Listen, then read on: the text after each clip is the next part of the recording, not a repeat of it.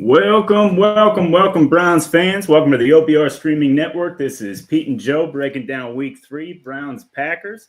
My name's Joe Mazzullo. My man over there is Pete Smith. Peter, how are you doing on this Victory Tuesday, my good sir?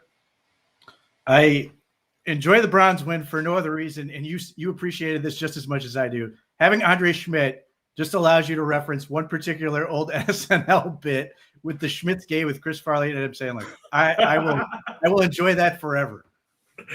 Amen to that. And you know what? Tip of the cap to that kid. That was a fantastic bounce back after a nightmarish week 1. What a hell of a game by the defense. Lot to break down, lot to get into. But before we do all that, guys, I know you're down with the OBR streaming network. I know you're down with the website, but you got to get over to OBR.com, check it out. All the exclusives, all the stuff from Lade Atkins, Fred Greetham, all the guys, boots on the ground in Berea. This is where it's at. The insider forums are fantastic. The Ask the Insider forums are even better. You can personalize your questions, get great info all the time. So again, check out OBR.com and let's go, man. Pete, let's go with week 3, Browns, Packers. First impression. What do you got? What was your favorite takeaway from the day? I mean, for me, it's just the fact that the third year in a row, Kevin Stefanski has led this team.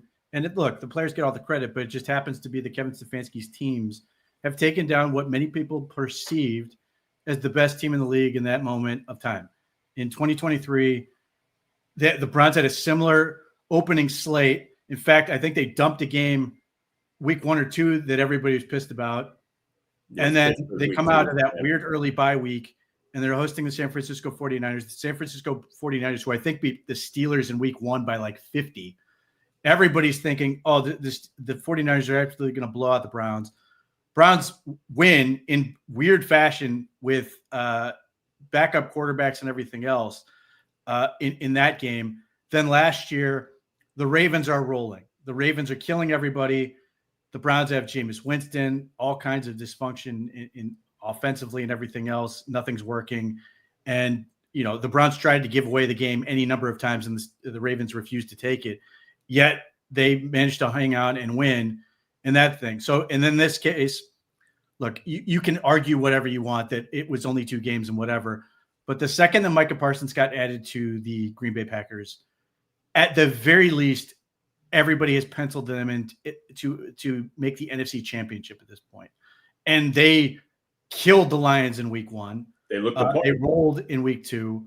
And everybody assumed, oh, they're going to destroy the Browns in week 3.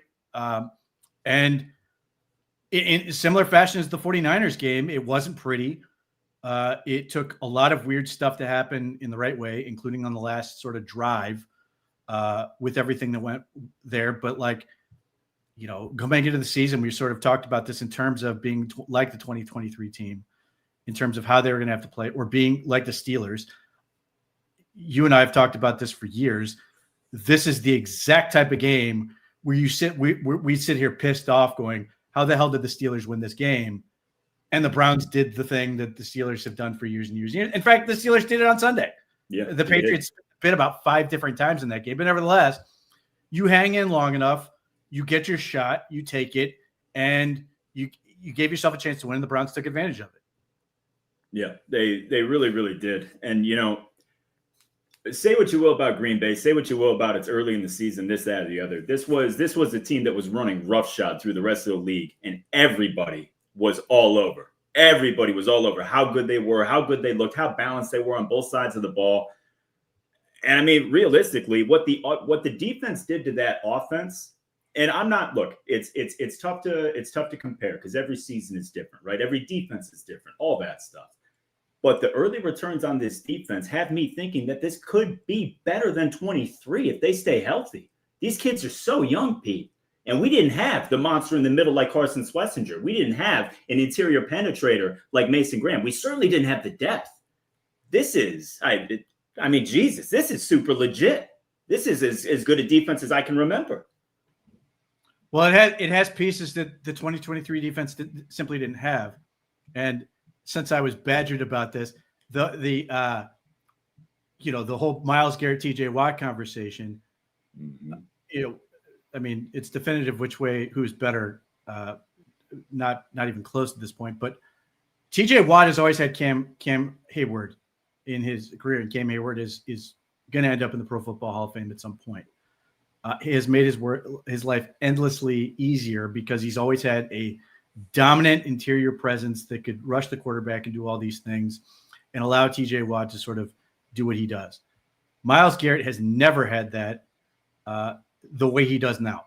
And you can see how much his life is easier with the combination of Malik Collins and Mason Graham, first and foremost, but certainly Aiden Huntington.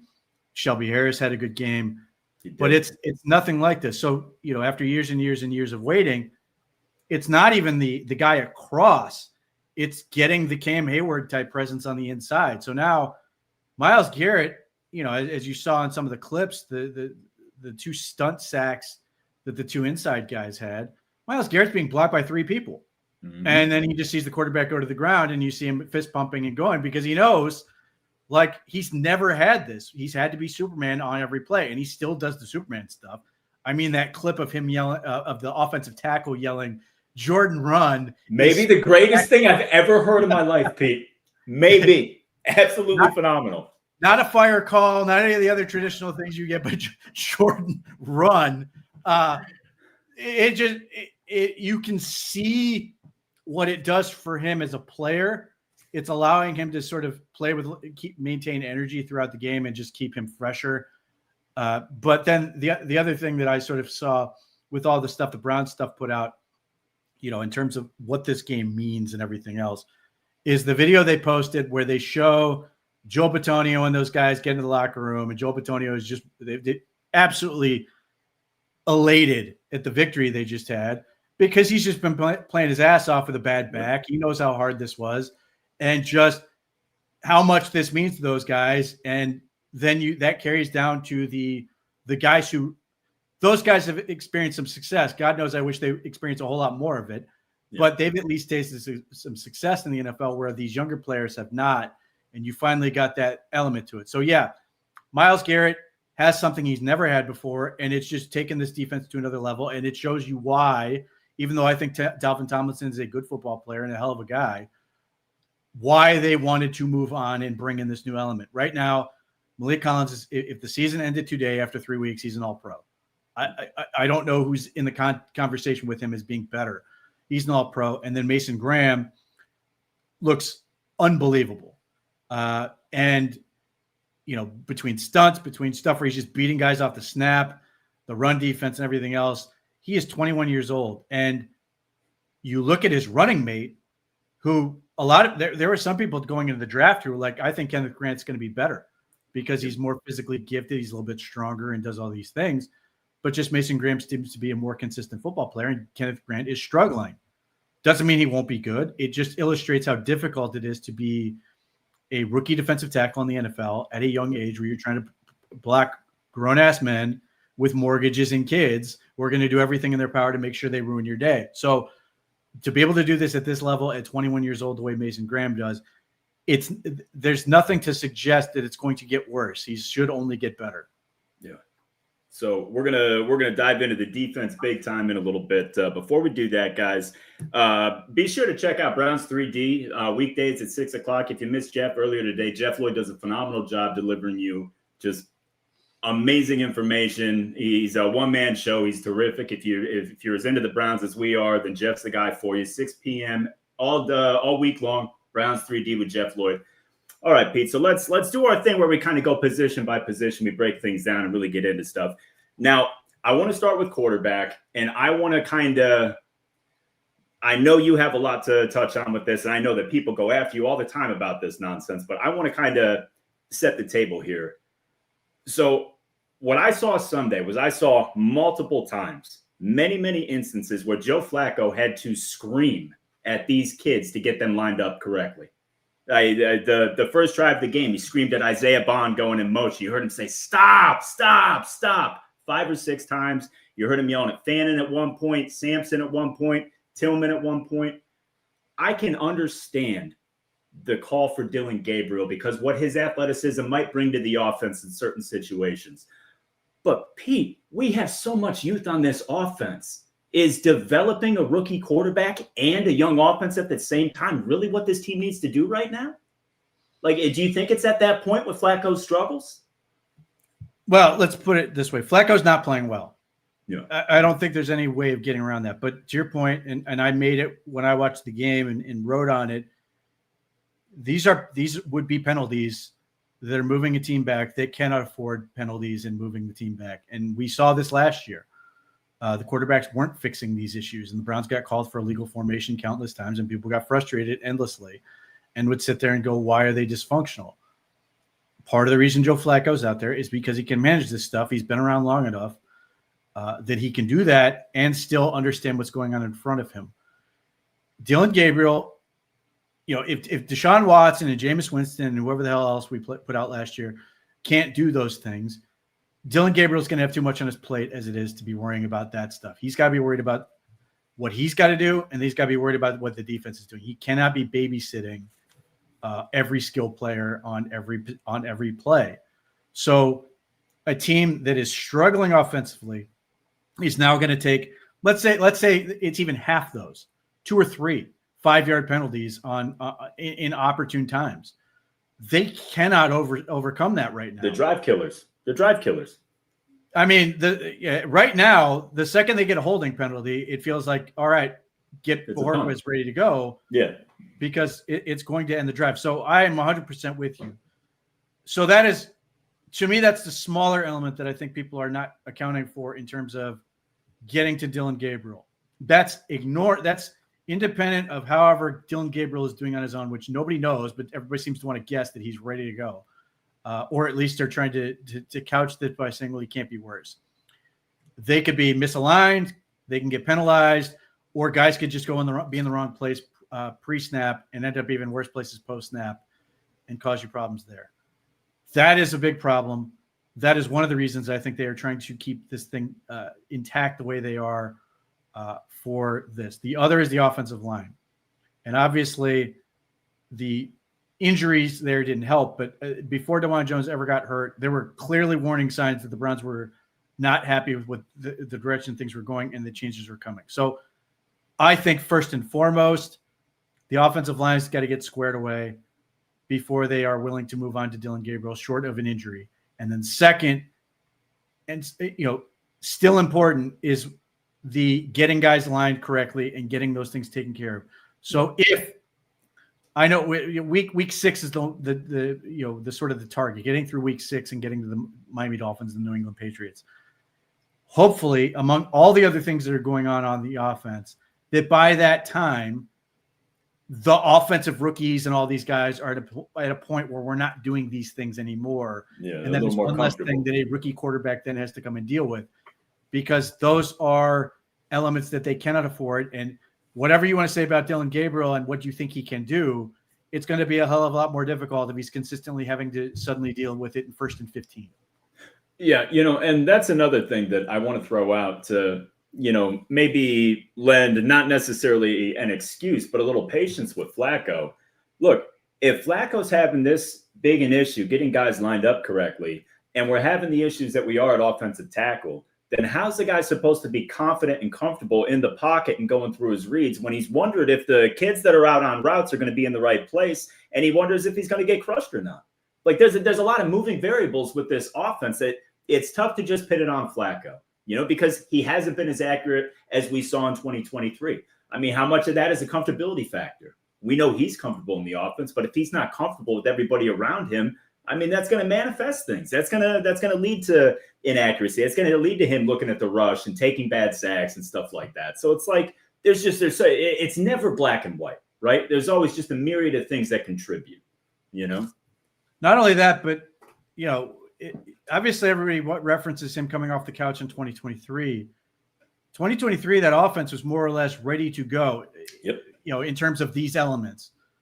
Obviously, the offensive line was in shambles and they couldn't run the ball, but the receivers were more veteran and knew what they were doing.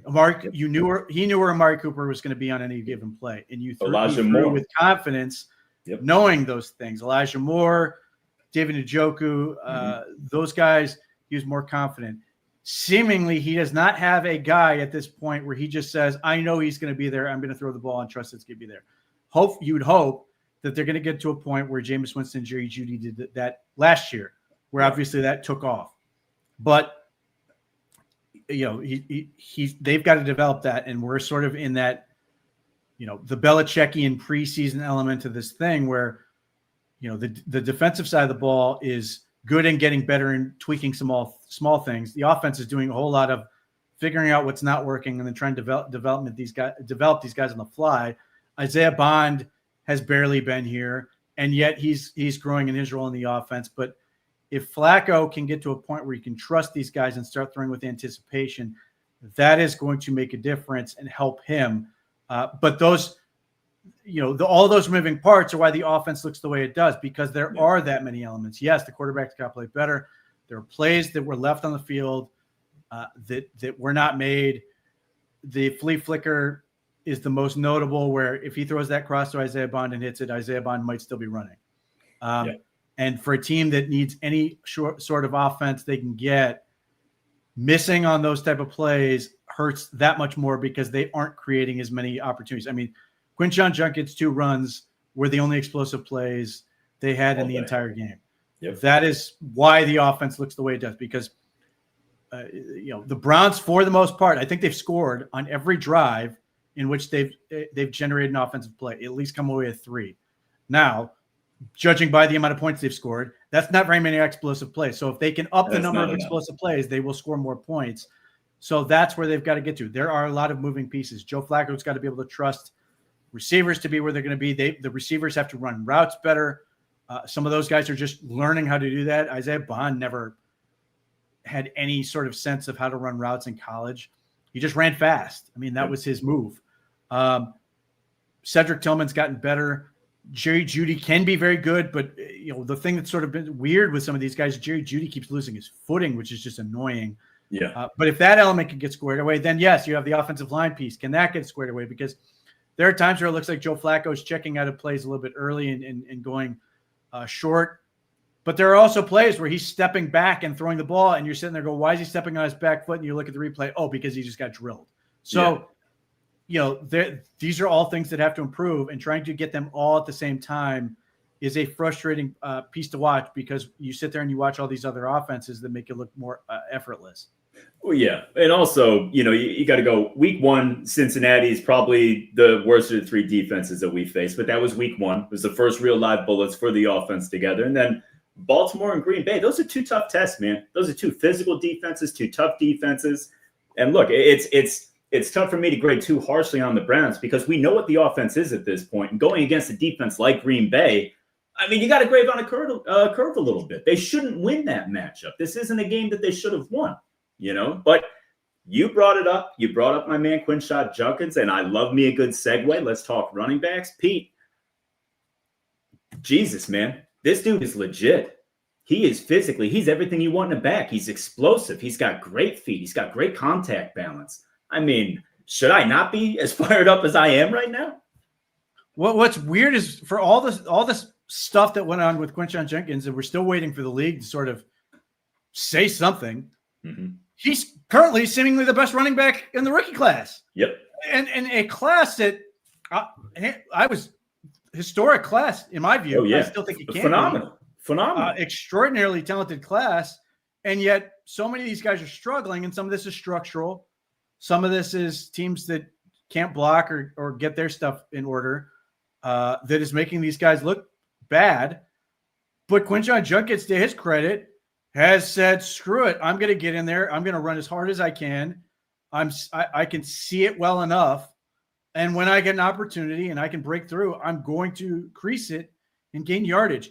He falls forward consistently all the time. He's the anti-Jerome Ford in that sense. And I like Jerome Ford more than most, but he will drive you nuts. Yep. Because he'll try to go out. He'll dance around a DB instead of putting his shoulder down and running through them. That is never a problem with Quinshon Judkins. He's going to run through you. It's just a question of how he's going to get there. Speed, body control, all those things. He seems to be able to get where he wants to go when he wants to get there. And he is the guy that's going to open up this offense. It's just a matter of getting it there. And he broke this thing open. late, ran for 14 yards, then ran for 38 yards. And I'm telling you, I said this at the post-game show. It made me feel like I was watching old Tecmo Bowl with the roll of film field, because it still felt like they had 60 yards still to go, despite the fact he just ran seemingly for 50 of them. Yeah. But like, he's going to open these things up because teams are going to have to respect him. Even to open up the game, Green Bay was putting 8 guys in the box. Oh yeah. So, and it opened up some of those things that the Browns weren't able to connect on. But if he's going to consistently do that, it's going to create some opportunities in the play action. Maybe it's going to open up the flats like that were open against the Bengals. And maybe it opens up some shots down the field. He can be the guy that sort of stirs this thing and gets it going. Now, the element with Quinshon Judkins that still has to get better is pass protection. Yeah. He had one really good block rep, and he had some that were not so good. And, you know, for people who want to see more Dylan Sampson, that makes it a little bit tough, not because I if he's in there, we saw the Baltimore game. He's not we saw in the Baltimore game, he got blown up. He got absolutely destroyed, and it killed a play. But like, what you end up with is, because you're having protection issues, they have to put Jerome Ford in because he's their most reliable pass protector, and people don't like to see that and don't see Jerome Ford getting checkdowns. I mean, I don't know what you want from him. There, some of those checkdowns we're in situations where Joe Flacco had no business throwing checkdowns. Yeah, like down in the red zone when the clock is ticking and he's throwing the ball sideways for a 0-yard gain, just eating clock. Yeah. That was just bad football on his part. He should throw it over his head, get out of the play. But that is going to keep Jerome Ford on the field until their pass protection gets better, or until Quinshon Judkins can be more of an effective pass protector. That's going to sort of limit what you can do with Dylan Sampson outside of when they got an empty. You saw him in the slot a little bit, but I think they'd like to be able to do more of those things. But the protection's got to be better. They've got to be able to figure out some of those elements. So that gets back to Quinshon Judkins becomes the guy that's going to facilitate this whole thing. If he puts more pressure on this, on defenses, KT Levinston can't pass protect to save his life right now, but he can run block.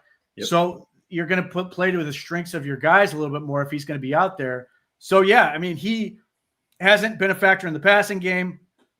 Clearly, that's going to be a big factor. Watch him at Ohio State. He was a huge element in the passing game. And you just go back to the national championship against Notre Dame and how big he was in that element. And then you're just getting a guy who's 225 pounds with less guys in his way with that kind of speed.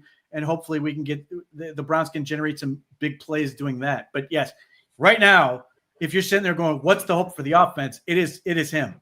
Yeah, agreed. And I feel like that's been the move that we've all been anticipating, because we know that's the every down guy. That's the bell cow guy that's going to make this thing go, especially when the line is a little questionable. The receivers are young. The running game is going to be so big for this team. Now, let me ask you this about Dylan Sampson. I think we only had one carry for Sampson this week. I think it was 19 for Judkins, none for Jerome Ford. Ford caught a couple passes. Now, I've heard rumblings of people upset with the usage and not enough carries, not enough touches. But I mean, to me, Pete, we literally, like, they only had one legitimate drive all game. Like, when you have the limited amount of opportunities that they have, you're not going to be able to get all the people the touches that you want. Am I right? Do you think that's a by choice thing, or just they didn't have enough plays? So the magic number allegedly for Quinshon Judkins is 22. Okay. That is the number they feel like if they can get there, they're going to be in business. If they can get that number and just stay on the field and keep going, then you're naturally going to have a situation where Dylan Sampson makes sense and gets to be in on the action. I mean, this comes down to one simple thing you sort of alluded to. They aren't running enough plays. They aren't on the field long enough to be able to do all the things we want them to do. When you're going 3 and out, or two quick drives and out, it limits everything you can do, and you end up with a situation where Quinshon Judkins rushes for 94 yards. Joe Flacco throws for like 140. Yeah, and that's your offense to be exact. Yeah. So like, you've got to be able to be on the field more, and when you can do that, and you can look, you get into the pie. There's only so many slices of the pie, so your answer at that point is to grow the pie. Bigger pie, more. Your slice might not be different in terms of size, or in terms of share of percentage of the offense, but it's a bigger piece because your offense is doing more with it. That's where this team has to get to. More plays, more pie, more all of it. So yeah, I mean, they've just got to be better on offense. And then if Quinshon Judkins can be a consistent problem, then Dylan Sampson becomes an excellent changeup, and they can do more of the things they want to do with him as a weapon. That's everything comes down to. I mean, obviously we're talking about backs, but it's the same thing if we get to receivers. Yep. We want to see Jerry Jeudy touch the ball more. We want to see David Njoku touch the ball. We want to see Harold Fannin touch the ball more. Like, we want just more. Yeah, and the only way to do that is be on the field, to move the chains, get first downs, and create opportunities. I agree. So shuffling over to wide receivers now.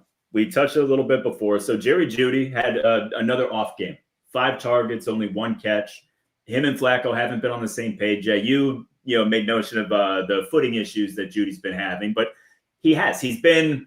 I don't want to say that it like he looks disinterested, but he doesn't look right. He doesn't look locked in. And I'm not saying that's Jerry Jeudy's malcontent or anything like that. I don't think it's clicking yet, and I think that is something that really needs to be on the forefront of Joe Flacco's focus going into this weekend. Yes. The one thing I'll say, Jerry Jeudy, and I'll say the same thing to Cedric Tillman, who I thought played well, despite only having, I think, 29 yards of actual offense. Jerry Jeudy got a Packer DB to hook him in the end zone, drawing a PI. So that is another element to this whole thing. But, yeah, I mean, they've just got to find the comfort zone to be able to get him the ball to allow him to make plays, because Jerry Jeudy, when he's right, is an explosive play waiting to happen.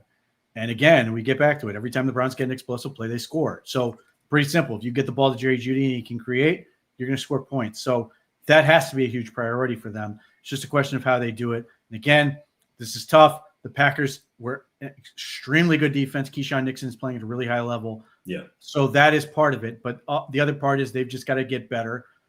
They've got to be able to sort of deal with the peaks and valleys that come with this thing, and sort of stay locked in and try to figure this thing out. And it's tough. It is, because it's incredibly discouraging to go through 3.5 quarters and you've gotten past the 50 once, and you're not getting anything with consistency. Everybody's looking for answers, and you get into bad habits where you've got guys either get discouraged or they try to do too much in press or try to be the hero. Whatever it is, you've just got to find that thing where it doesn't feel like you feel like you're working hard, but it doesn't feel like you're efforting so much that it's such a grind in that way. So, they've got to find that release where they can just it can flow and just go.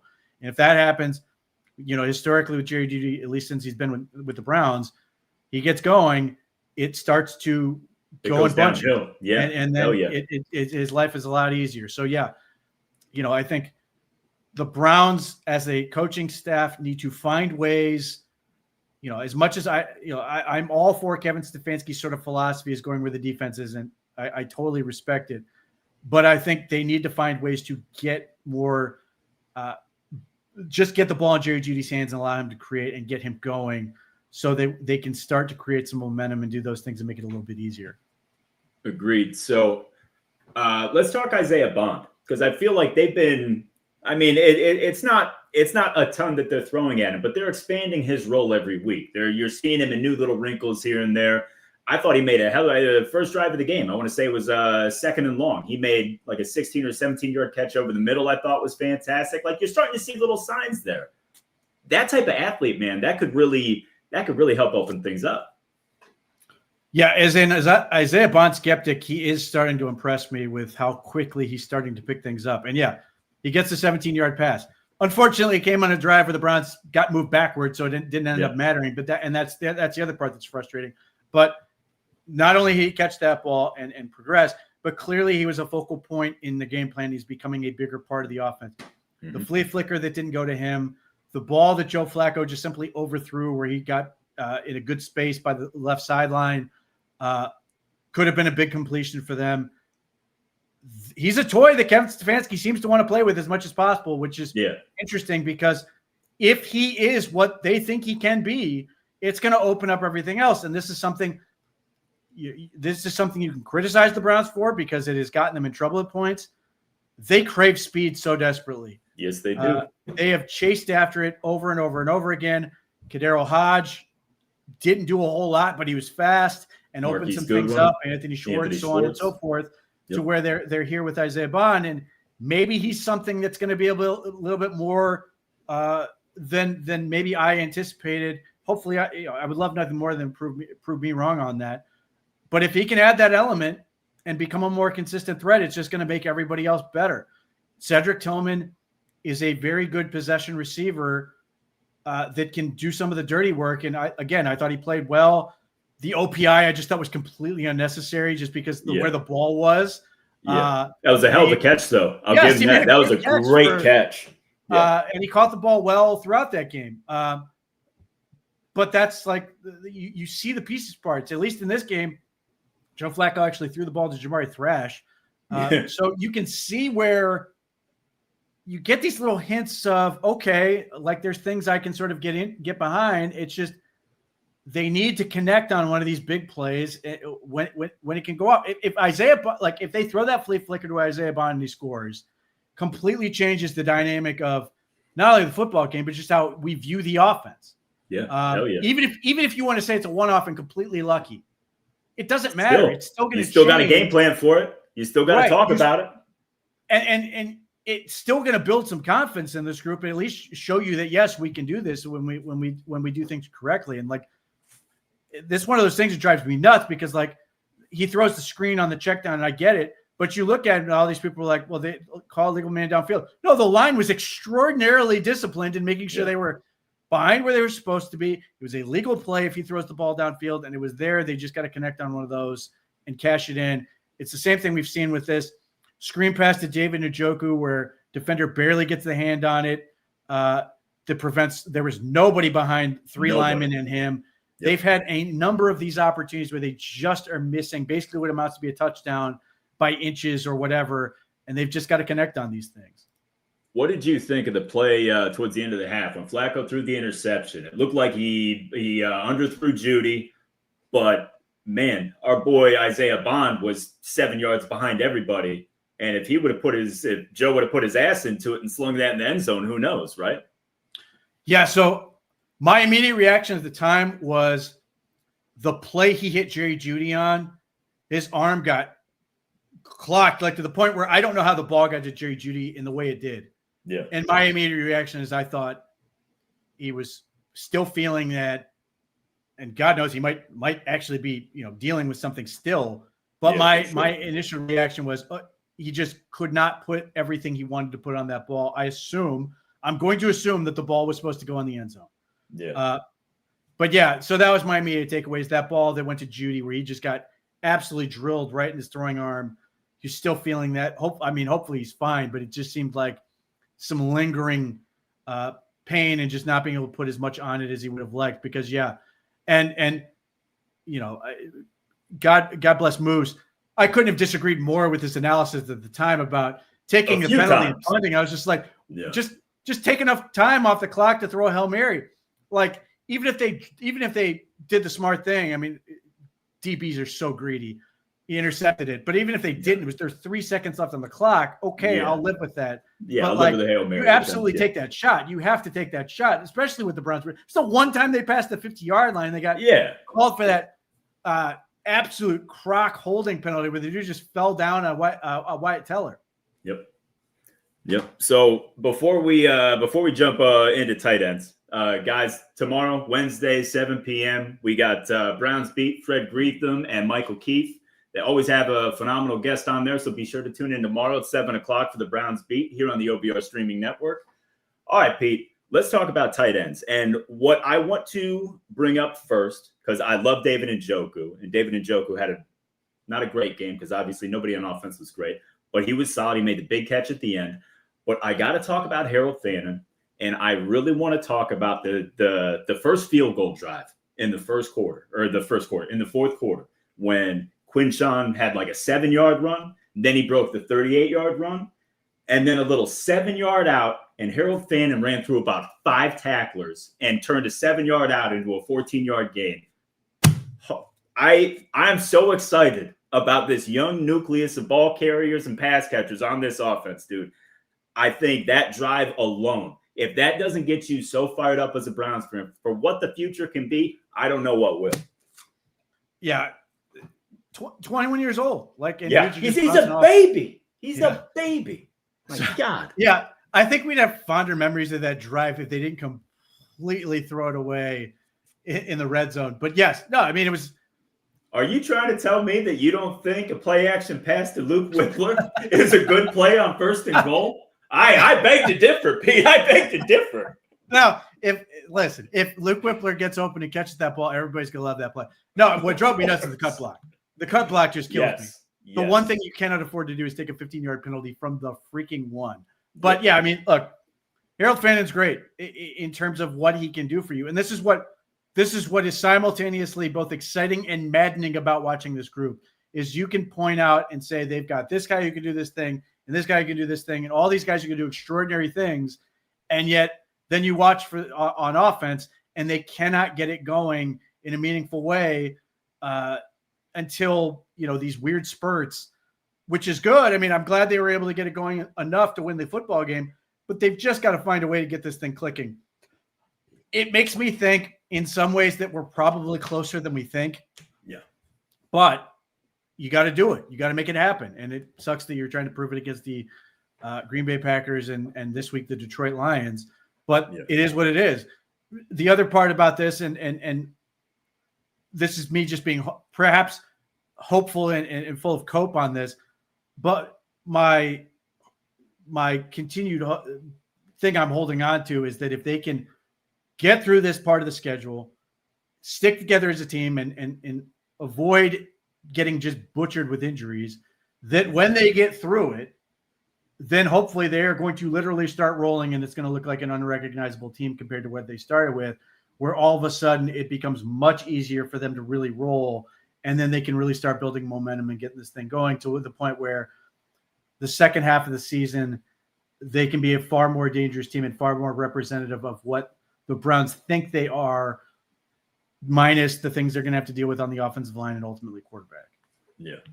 And I couldn't agree more that health is going to be such an important factor for this team moving forward, because I feel like the youth alone is going to steadily get better as the year goes on. As long as guys stay healthy, it's going to trend uphill. These guys are going to get more comfortable together. The defense is the defense. I mean, that legitimately is going to put us in every single game, every single Sunday. We just faced the NFL's best, and they couldn't do a damn thing against our defense. It's really, it's pretty unbelievable that we have this set up right now, because we're going to have a puncher's chance every weekend, regardless of what you think about the depth chart at receiver, regardless of what you think about Joe Flacco. We're going to be in every game.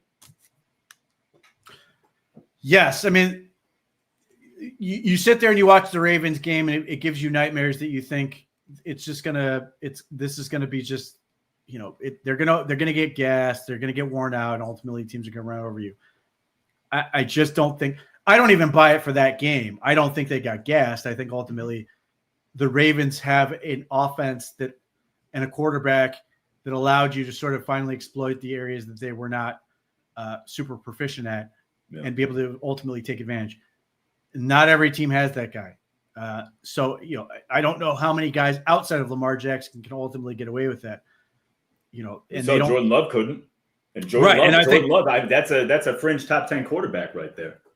Yes, I think he's certainly. I think he's better than Jared Goff, for example. Mm-hmm. So yeah, that's going to be interesting and to see where that goes, because there's no reason, short of injury, that this defense won't simply get better. It's not old, it's not feeble. It's in fact the opposite. It's got a ton of young guys, which is why it has a lot of staying power. But yeah, so if the offense just gets a little bit better, it's going to get a little bit easier. Now, I don't know when that's going to happen, and that's the problem. You'd love nothing more than for them to get it rolling against Detroit. That's going to be tough to do. But yeah, at some point, by hook or by crook, I think Kevin Stefanski's ultimately going to get something out of this offense that's going to be more similar to at least what we saw in 2023. Whether Joe Flacco is still the quarterback at that point or not remains to be seen. I suspect he will be, at least for at some point where we start to see a resurgence, but to be determined. So as we shift our focus to the offensive line, a couple things. Number one, with the injury to DeJuan Jones, I feel like Cornelius Lucas is now the most important player on offense.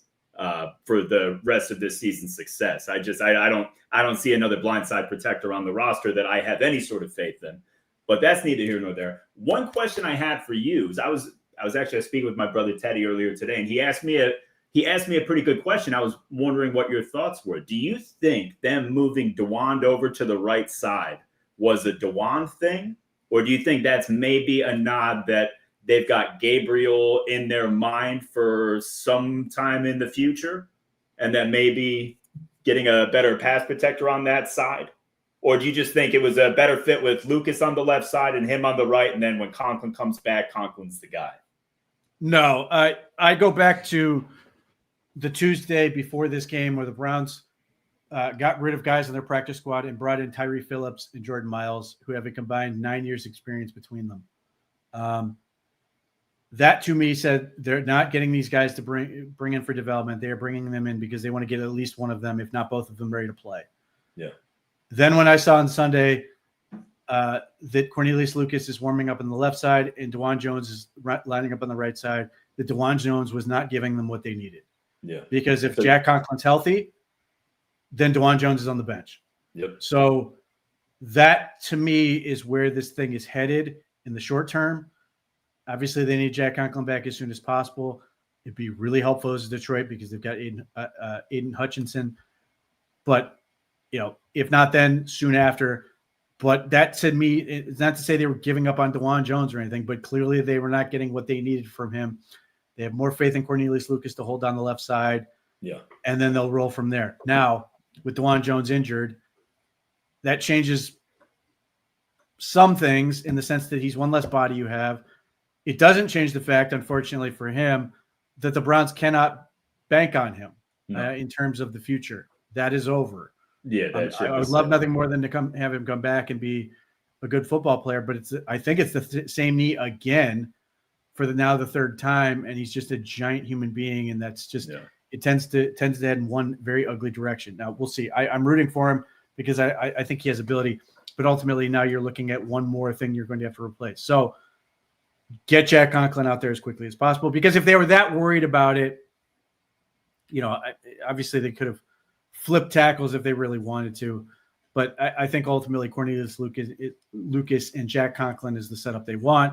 It's just a question of how long it takes to get there. So I can't. I don't have the snap count in front of me, but I got to tell you, I knew you were smiling on Sunday because you got that big offensive line you've been dreaming about. You got Tevin Jenkins at tight end. You got Aiden Huntington out there. How'd you like that? And how do you think that worked for the limited reps that we saw against Green Bay? Well, it got you, big balls Kevin Stefanski going on 4th and 1 and what was like the 24-yard line. Yeah. Got them the first. Yeah, look, I think it's just an avenue that they can just outsize people. There aren't, how many teams can match up against that much size? It's just difficult. Now, you know what's coming. Okay, fine. Try and stop it. Get into Mike Bloomgren's territory, his old Stanford days, and say, you know exactly what we're going to do. What are you going to do about it? Yep. That's right. A back like Judkins, man. That's a perfect fit. Quick to the hole. It's got a lot of force behind it. It's a good fit. Yeah. So, it's interesting because I'm curious. I'm curious if the acquisition of Tevin Jenkins, now KT Leviston, are a tell. They are maulers in run blocking. Mm-hmm. Are they good pass protectors? No. No. And look, again, I don't blame KT Leviston. The Browns traded a 7th-round pick in 2 years to acquire him, and I think it was done entirely as we'd really like to develop this guy. We like him as a project. We are not hoping he's out there on Sunday. And lo and behold, he had to go out there on Sunday and did what he could, but he's very slow in recognizing concepts, threats, and then being able to properly get to the spots in pass protection. However, he is a very good run blocker. And if that is where this thing ends up, where you get in a world where, is that a tell? As I look ahead to the 2026 draft and I start looking at these guys, are those the guys I want to be looking at? Is that who Mike Lindgren wants to bring in? He just wants, these big ass guys that are going to get off the ball and push people around. I mean, I'm here for it. I'm absolutely here for it if that's what they want to do. Now, can he coach up the pass protection element and get that figured out? We may have to find that out on the fly. But that would at least be interesting in terms of what to look for in the future. It certainly would fit Quinshon Judkins and what he's doing, and may fit what they want to do with Kevin Stefanski, even though they still want to be able to do wide zone and some of those things. Yeah. But that could be interesting and could be informative in terms of what at least I'll be looking for. Beyond Francis Manoy, or however he pronounces his name, who seems to fit the bill of exactly that type of guy. Yes, he does. Some of the other guys that are out there who I think are going to appeal to the Browns. But what is this going to look like right now? I think I've sort of laid it out there. The one thing I will say, and Jack, or I should say Joel Bitonio's back acting up. Going into that game, he was PFF's number one guard. Yeah. Wyatt Teller still does the things. I should say Wyatt Teller should fit in a world where of what we're talking about. Now he's just good. He will always drive you nuts with some of his inconsistency, and at times he can absolutely pancake people, and at times you're sitting there going, "What the hell are you doing?" I do think Ethan Posick is playing better. I've long been a not a fan of Ethan Posick in terms of what he brings to the run game. I think actually played pretty well in this part of the game as a run blocker on Sunday against the Packers. I'm hoping he can keep that going. It will not be easy against Detroit because DJ Reader has single-handedly destroyed this team in the past when he was a member of the Bengals. Cincinnati, But I mean, this is sort of the conversation that I'm curious, as we sit here and see this thing now that you're entered a world where we're going to see this thing sort of have to play out on the fly until Jack Conklin gets back. What does it look like, and what does this tell us about where the Browns want to go? Yeah. All right. Well, let's flip over to the other side of the ball. It's going to be a little more fun to talk about this side of the ball, and a damn good game to really break it down. But let's look. We'll start on the D line. We'll start at the end. We'll start with the star of the show, Myles Garrett. Is Myles Garrett the best non-quarterback in the NFL? Well, according to an unbiased barbecue investor, he is. Not only is he the best non-quarterback in the NFL right now, he's the best non-quarterback that has ever played the game.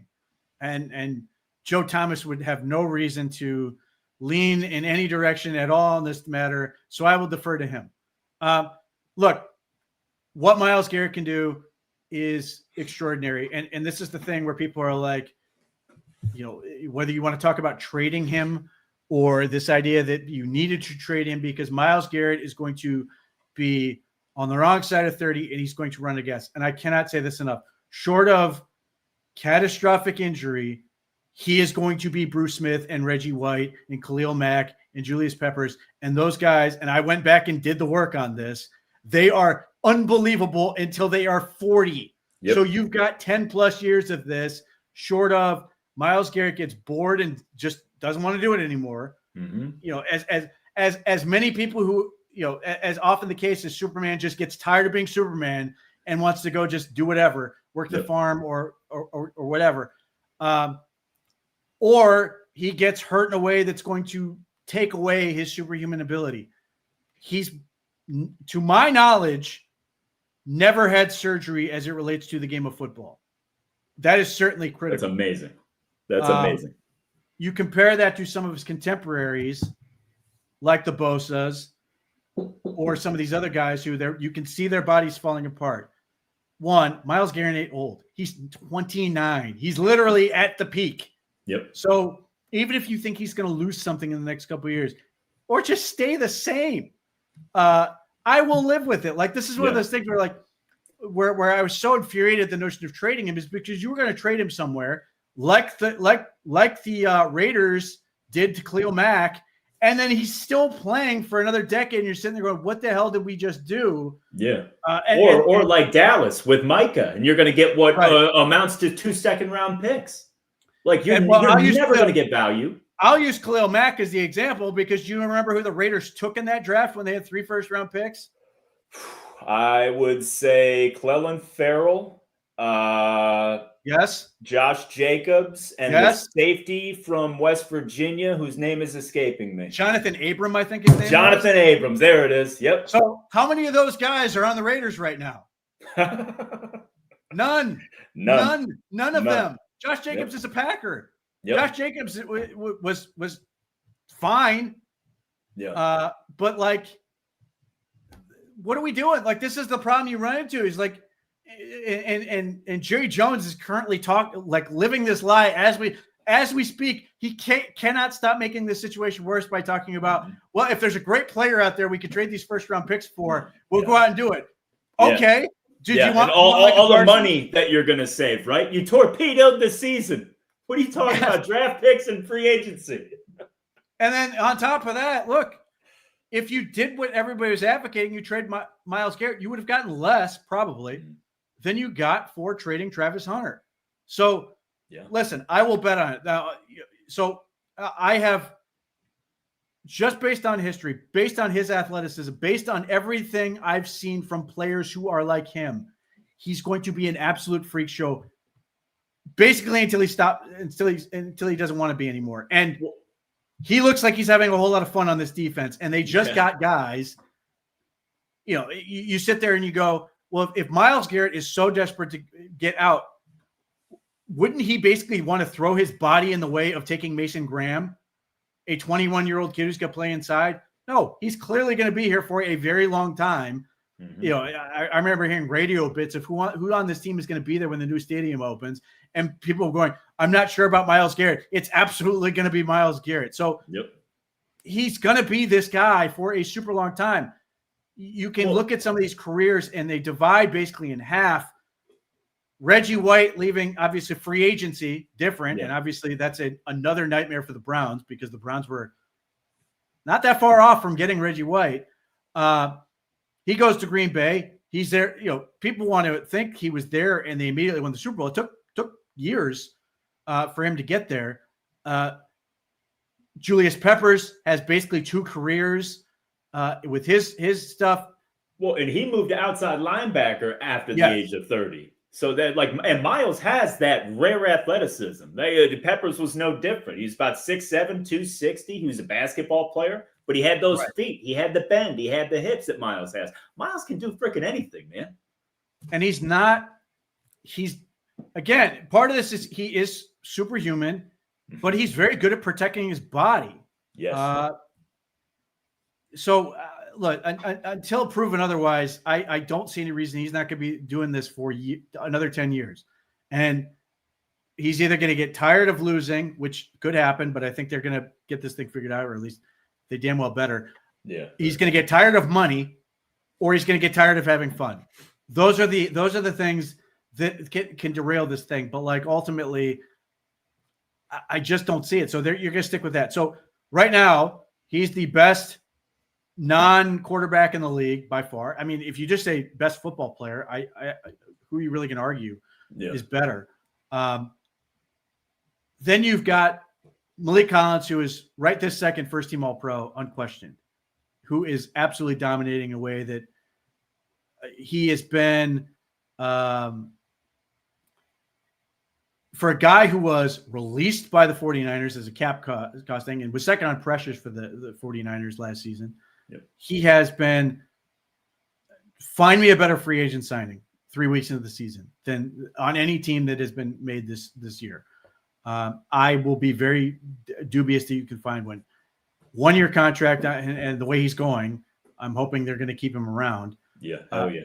He and for his part, he wants to play in this type of defense, so you've already got a leg up on that. But he is absolutely killing people inside and doing that. So you have what amounts to the best defense edge rusher in football, and now you have the best, at least 3 games of the season, interior rusher in football in Malik Collins. That is your setup. And they still have a whole lot more guys that are really good. Hell yeah. Mason Graham. Look, again, I will continue to say the production will eventually catch up to or start to reflect what he's doing in terms of impact. Any number of times he just shot through gaps and was immediately generating pressure, the stunt stuff. But like Alex Wright's sack, Mason Graham caused Jordan Love to step out the pocket and get absolutely walloped. You know, the other part that's driving me nuts about these damn quarterbacks is Drake May can't stop putting the damn ball on the ground, and yet Jordan Love's getting absolutely drilled and seemingly has vice grips on the ball. Like, lay one of these on the ground. Yeah, please. So, yeah, I mean, that is where they're at right now. Those three guys, you know, I love Isaiah McGuire. I would say right this second, I think Mason Graham is a better football player than Isaiah McGuire is.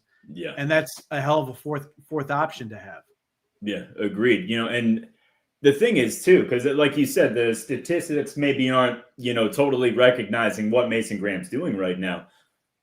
But for a position like defensive tackle, I mean, statistics are secondary for me. You look at the success this defense is having, and like you look obviously at Miles, but like you've nailed straight at those defensive tackles.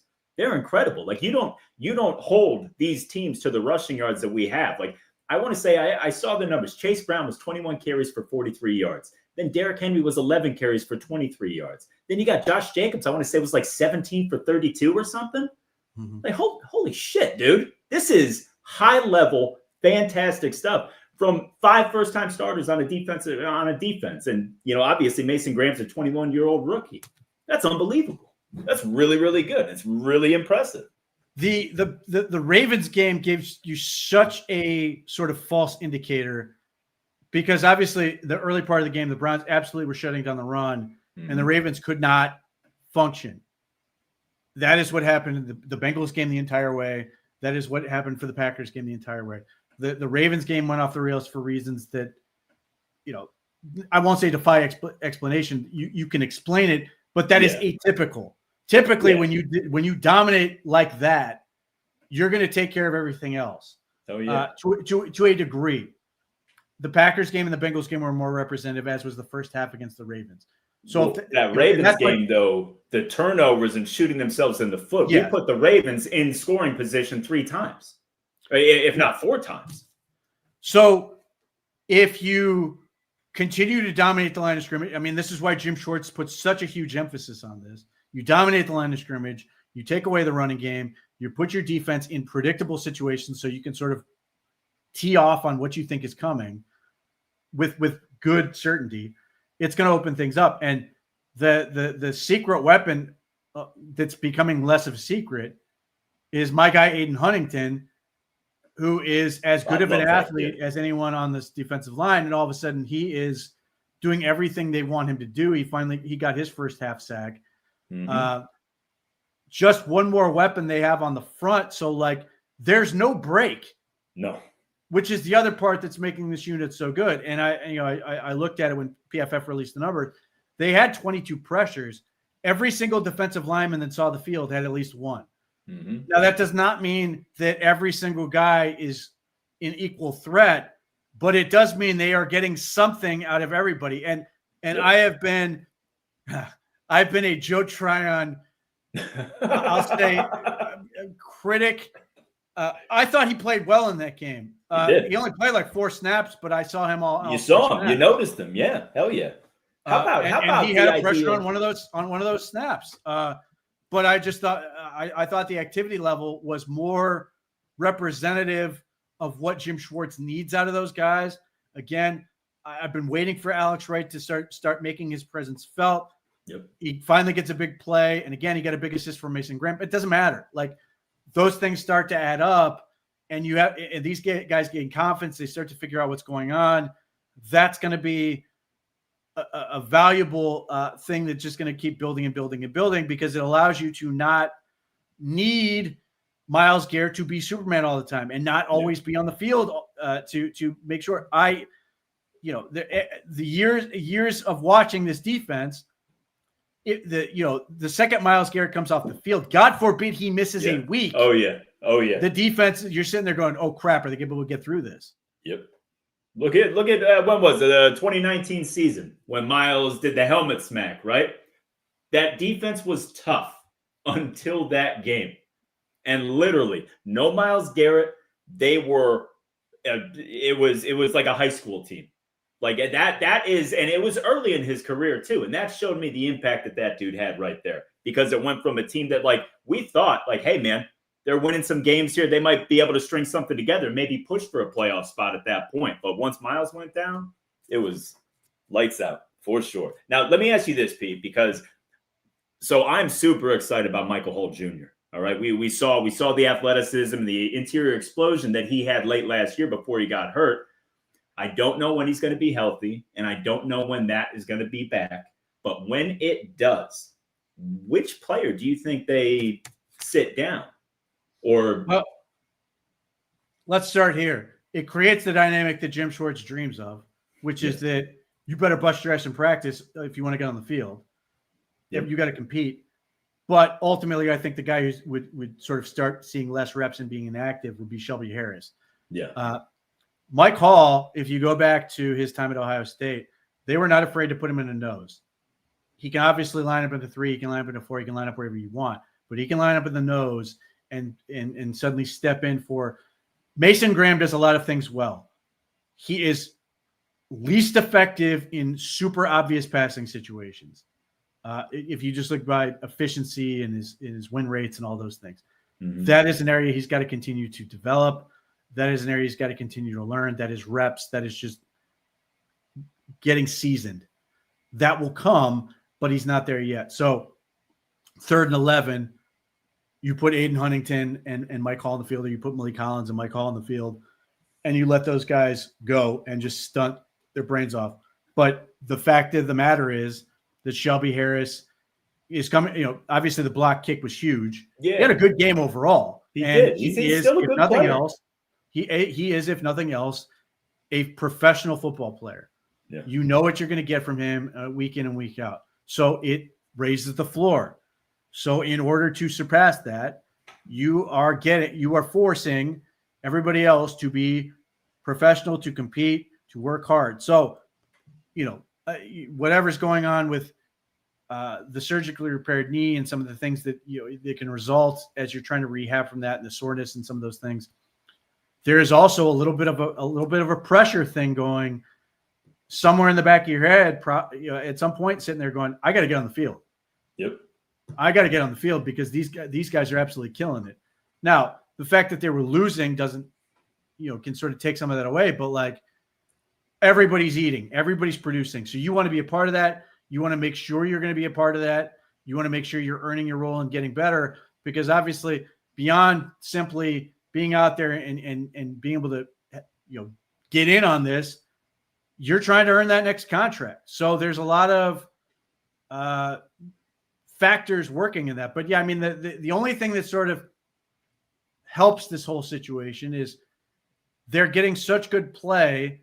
They haven't had an injury that is then forcing them to a tough spot that they can be comfortable saying, I mean, they're probably not happy about it, but they can at least be like, he's not ready this week, but hell, we've got 4 guys who are really doing a good job. So that there's it's helping them allow themselves to be patient, which is valuable, but there has to be a little part of you that's sitting there going, man, I need this to get better so I can get out on the field. Because if you're Mike Hall, but if you're the Browns, you're in the catbird seat, because like, we're good. We can't wait till you're ready, but there's no rush.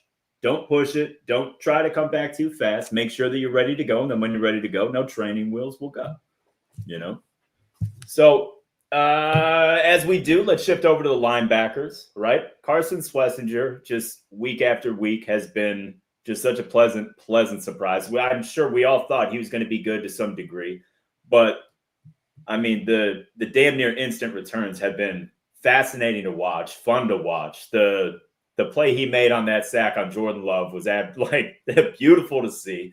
What's your takeaway with Schlesinger? Is it still the same old, just a house in the middle of the defense that's way too athletic? Yeah, I mean, he obviously got robbed of the 1 sack because Devin Bush wasn't off the field. It had no bearing on the play, but he still loses it. Had the other sack, which is Jordan Love's just a dope for not throwing the ball away, but I'm happy about it. It took them from 3rd and 1 to 4th and 12 or whatever it was. But the number that stands out to me is The Browns, I think, as a team, had something like 31 stops, which PFF grades as tackles that are deemed failure for the offense. Carson Schwarzenegger was tied with the team lead with Grant Delpit with 6. That is what you want from your Mike linebacker. Yes, he can do these other things. Yes, he was able to get the sack that was negated because he can rush and do that. Yes, he can be a secondary contained threat as he was on the sack that he did get. But on the stuff you need him to do to be a functional linebacker, to do the job of that guy, stops are the stat for him. Those things are super important. And look, we'll see how quickly this can continue to take off. But he's showing you that, look, by and large, my view on linebackers is this. There are like 5 of them that are just all-world guys. Levante David, Fred Warner, whoever else I'm forgetting in that group, those guys, the dude on Washington who was in Seattle forever, whatever. There are those guys where they are always going to be the top guys. And then there's just a whole lot of guys that are, to me, not jags, but they're just good, but guys you don't want to pay a ton of money for. I would sort of put it's not too different than running backs, honestly. But yeah, I would put Joe Schobert in this category when he was with the Browns. Yeah. Which is to say that when the guys in front of him were really good, he was really good. When the guys in front of him were really bad, he was really bad. So there are those 3, 4, 5 guys who are always good. And then there are guys who are sort of, it becomes correlative in terms of their impact. And unfortunately, one of those guys who's now into that group is Roquan Smith. Roquan Smith is now in the correlative group where he's only as good as the guys in front of him, and that is sort of his limit. To this point, Carson Schwarzenegger is probably still in that correlative group because the Browns are covering for his weaknesses. Mm-hmm. But I'm not convinced he can't get to that other group. And even if he is in the correlative camp on his rookie deal in his first year ever, fine, great, sign me up. I'm happy with it. The Browns defensive line should make the second level guys better. Obviously, it's doing a lot for Devin Bush. And so anyone else, Jason Tarver doesn't miss. Anybody's put in there at the second level has been able to be functional, be effective, in part because Jason Tarver is really good at his job. And then 2, because the defensive line just does so much of the work that by the time they've dealt with those guys, that all of a sudden you've got this 240-pound kid flying around who's really smart, has shown really good instinct and feel. It's just easy for him. So, I don't want to put him into the Hall of Fame or anything, but I also don't want to put a cap on what he can be. And that's the thing too. It's like I get fired up for these young players because my take on rookies, and I don't even think it's unfair. It's just the reality of it. This is the worst they're ever going to be at football. The statistics from week to week are always going to differ. They might have a good game. They might have a bad game. But by and large, all of these guys get better with reps, get better with comfortability in the scheme, and they're going to get better as they go. Early returns 3 weeks in for a kid who is just a 1-year starter in college. I'm thrilled, man. I'm absolutely thrilled. I don't think you could ask for a better first month of the season for a rookie linebacker. And it's no different than Mason Graham because he's the middle linebacker on a defense that is the number 1 defense in football. That doesn't happen by mistake, and that doesn't happen without him following his assignments and making plays and making things happen. I'm all about it. He's starting to catch attention in terms of the Rookie of the Year stuff. Being on a number 1 defense will certainly help. But I don't know who his competition is. But here's another one. You go from Joe Burrow to Lamar Jackson to Jordan Love. They're gonna get Goff this week. Eventually, he's going to run to a slate of easier opponents. What is that going to look like when they get to Drake May and Tua Tagovailoa and those guys that are not in that upper echelon that are surrounded by elite talent? Are they just going to absolutely? Is this going to turn into Chicago Bears? What was that, 2021? Justin Fields' rookie year, where he's absolutely just smoked consistently over and over again, and you're starting to, if you're a Browns fan, you're sitting there piling it on. All other 31 fan bases or people just watching, going, "Please stop! This is awful to watch." Yeah, it was. It was unbelievable to watch, and that was going to be my next question to you. Pete, sweet Jesus, what is this defense going to do if they ever have a lead?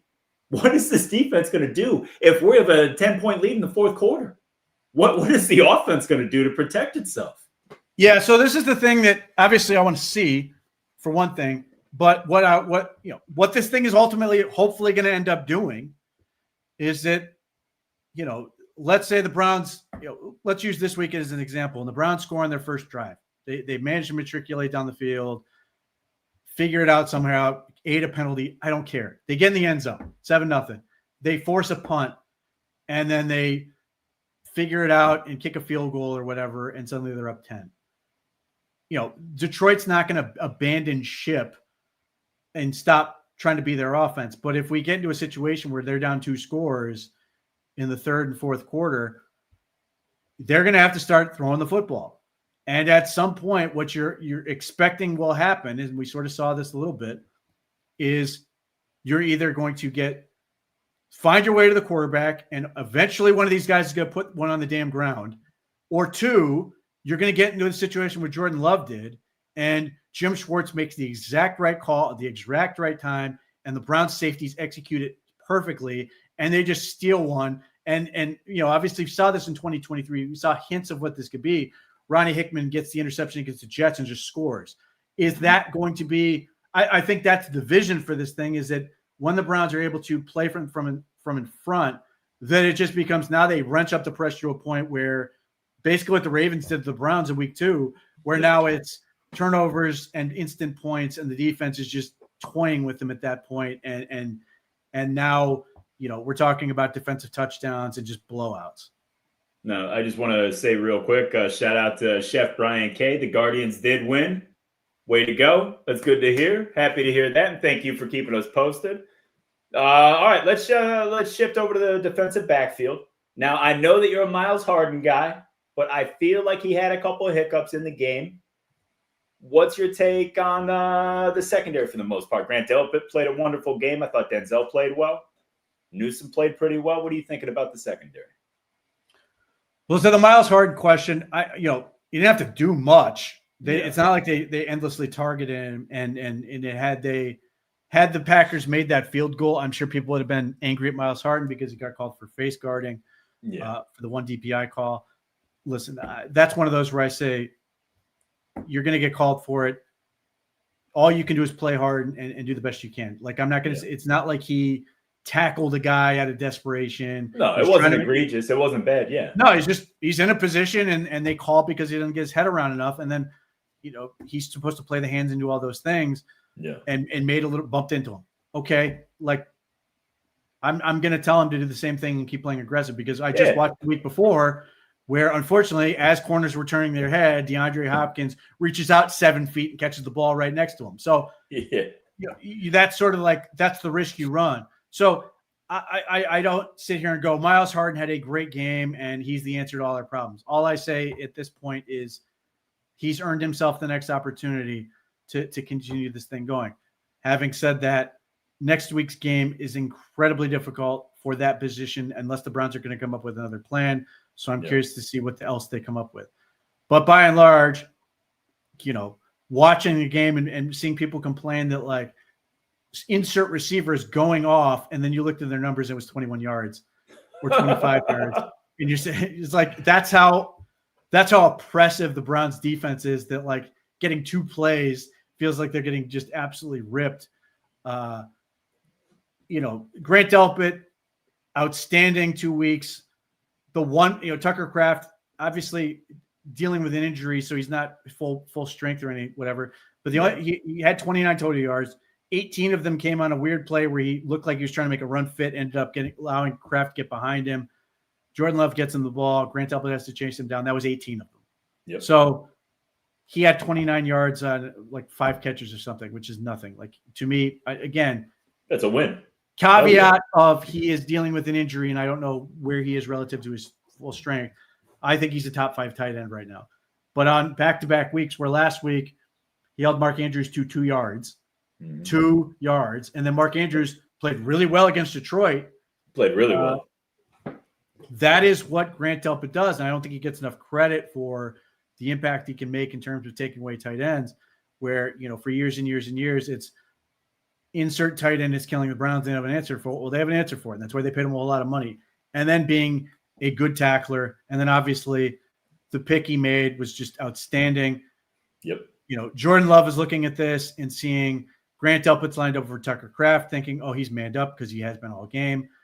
Then post-snap, the Ronnie Hickman slides over and takes Tucker Kraft, allowing Grant Delpit to slide over and take the 3 slants. And you can see Jordan Love. He knows it's coming. He tries to stop it. It's too late. The ball's out, and he knows it. Pick. They set up the touchdown. The Browns finally scored. Grant Delpit's been, talking about this stuff for 2 weeks. Had a really good game against the Ravens despite the score. Had a really good game against the Packers and makes that big play and helps sets up the win. Very happy for him from that standpoint. And yeah, Denzel Ward and Greg Newsome, people get frustrated and they go, well, they got beat once and they assume they're terrible. Welcome to football. I mean, that's going to happen. That is. Yep. You just sort of have to deal with it and hope they play the next play. I continue to be happy with Greg Newsome. The play he's getting, I think if he keeps this up, the Browns are going to have a conversation about that. I still think this is the dream scenario in terms of where they want to end up, even though they've still got to figure out the slot stuff. Yeah. I think this is what they want this defense to look like in a perfect world. Greg Newsome playing at the peak of his powers across from Denzel Ward is a dream scenario. And then, not to skip over Ronnie Hickman, I thought he played really well. I thought this was a really big bounce back game for him. He was not good against the Ravens between the punt block and some of the issues he had in coverage. Resilient, didn't make excuses or anything else, just got back out there and played well against a team that has a lot of weapons. So I was really happy from that standpoint. Yeah. So let me ask you this now. So Detroit this weekend, I mean, obviously a lot of speed on the outside with Jameson Williams, but Amon-Ra St. Brown is one of the best receivers in the NFL, one of the most dangerous guys in the slot. What do you do about that? Is that something that you roll with Harden or Mitchell, or do you maybe move Greg Newsome inside of the slot? Do you have Denzel shadow him and work out of the slot when he's there? Like, how would you approach that, and how do you think the Browns will approach that? Because I'm with you. That's the guy. That's the problem with the passing game. So the Browns could do this a couple different ways. One would be just Denzel Ward. You are following him on St. Brown wherever he goes, and that's the end of it. And Greg Newsome is essentially following Jameson Williams, and we'll deal with the rest. If you do that, then it might be Dom Jones.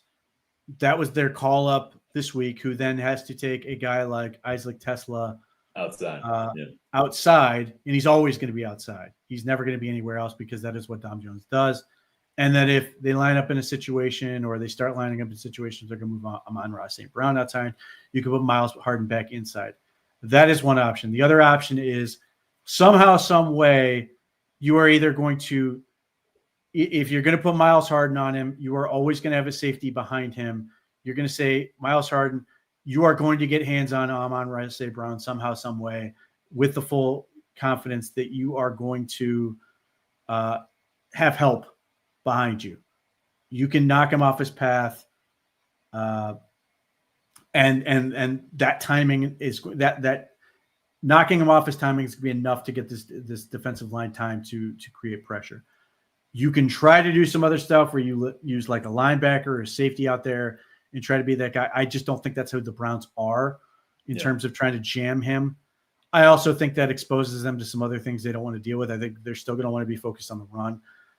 But that is sort of where I think this thing is going to go. Now, the vulnerability you have, if let's say you have Denzel Ward shadow him the whole time, is the first thing you can do as offense is immediately start trying to rub and trade that way and try to create those issues. Now, that sounds good, but rubbing does take time.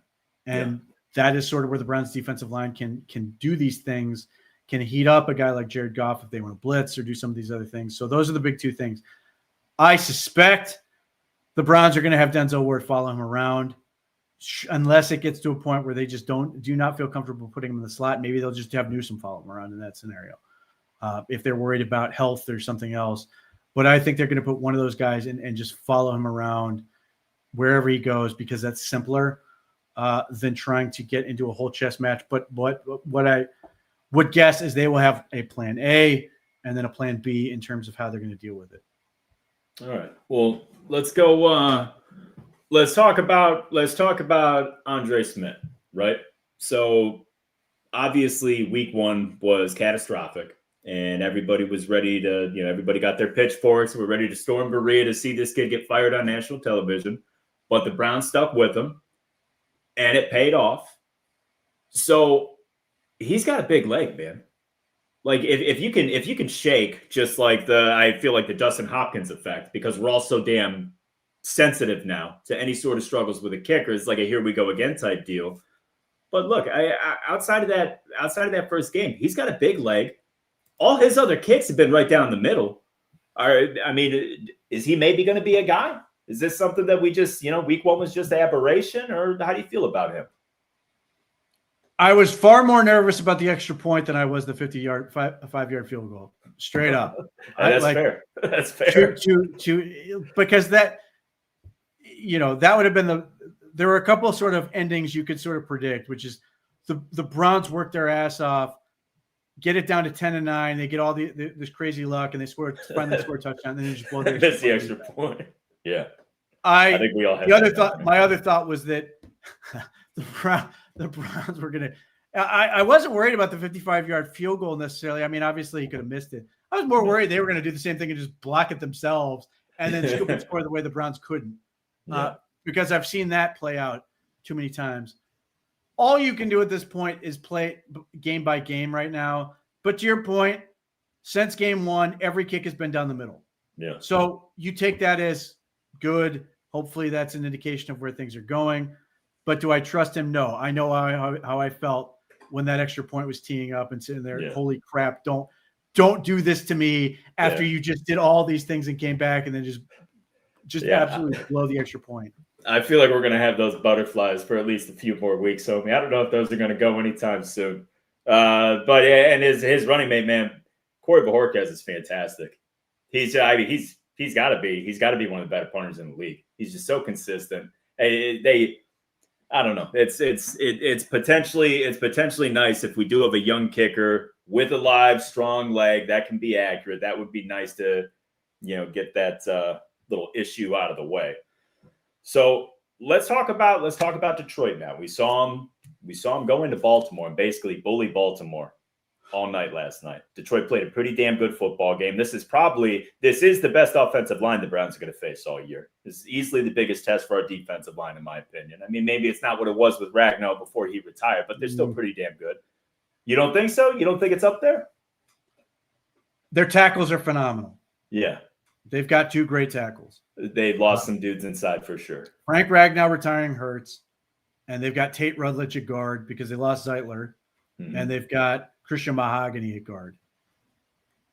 They're big and strong, undoubtedly.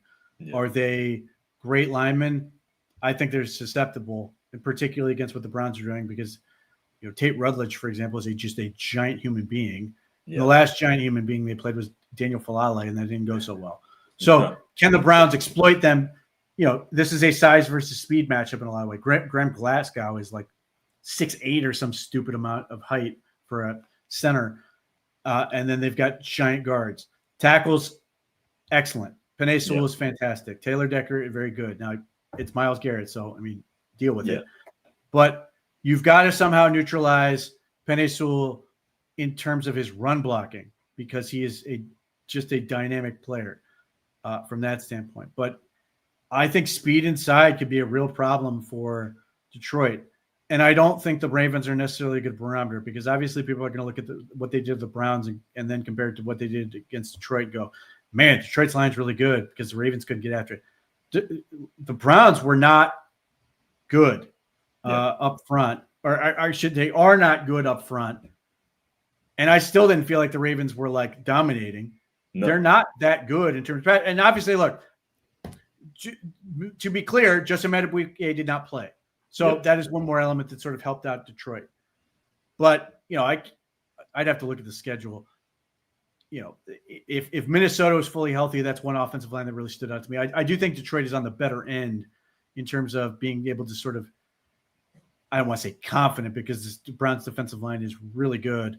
Yeah. But at least had the manpower to theoretically cause problems. But if the speed of the defensive line is as dynamic as it can be and can get on those blockers before they have a chance, they can heat up Jared Goff, and Jared Goff historically not great under pressure. So that's going to be a big, dynamic in this game in terms of because if they can do if they can do to Jared Goff what they did to Jordan Love, this is going to be another game where the Browns are going to have a shot because historically when he's gotten heating up, he's had some really bad games, throwing the ball away, turn the ball over, and just Jared Goff has not been a great quarterback when it comes to pressure. So that is an avenue for them to sort of even this thing out. One thing about Goff too, Jared Goff's a tough kid. Jared Goff will sit in the pocket and wait till the very last second to deliver a throw downfield. And that opens him up for those mistakes. That opens him up to get the ball stripped. That opens him up to get hit while he's throwing.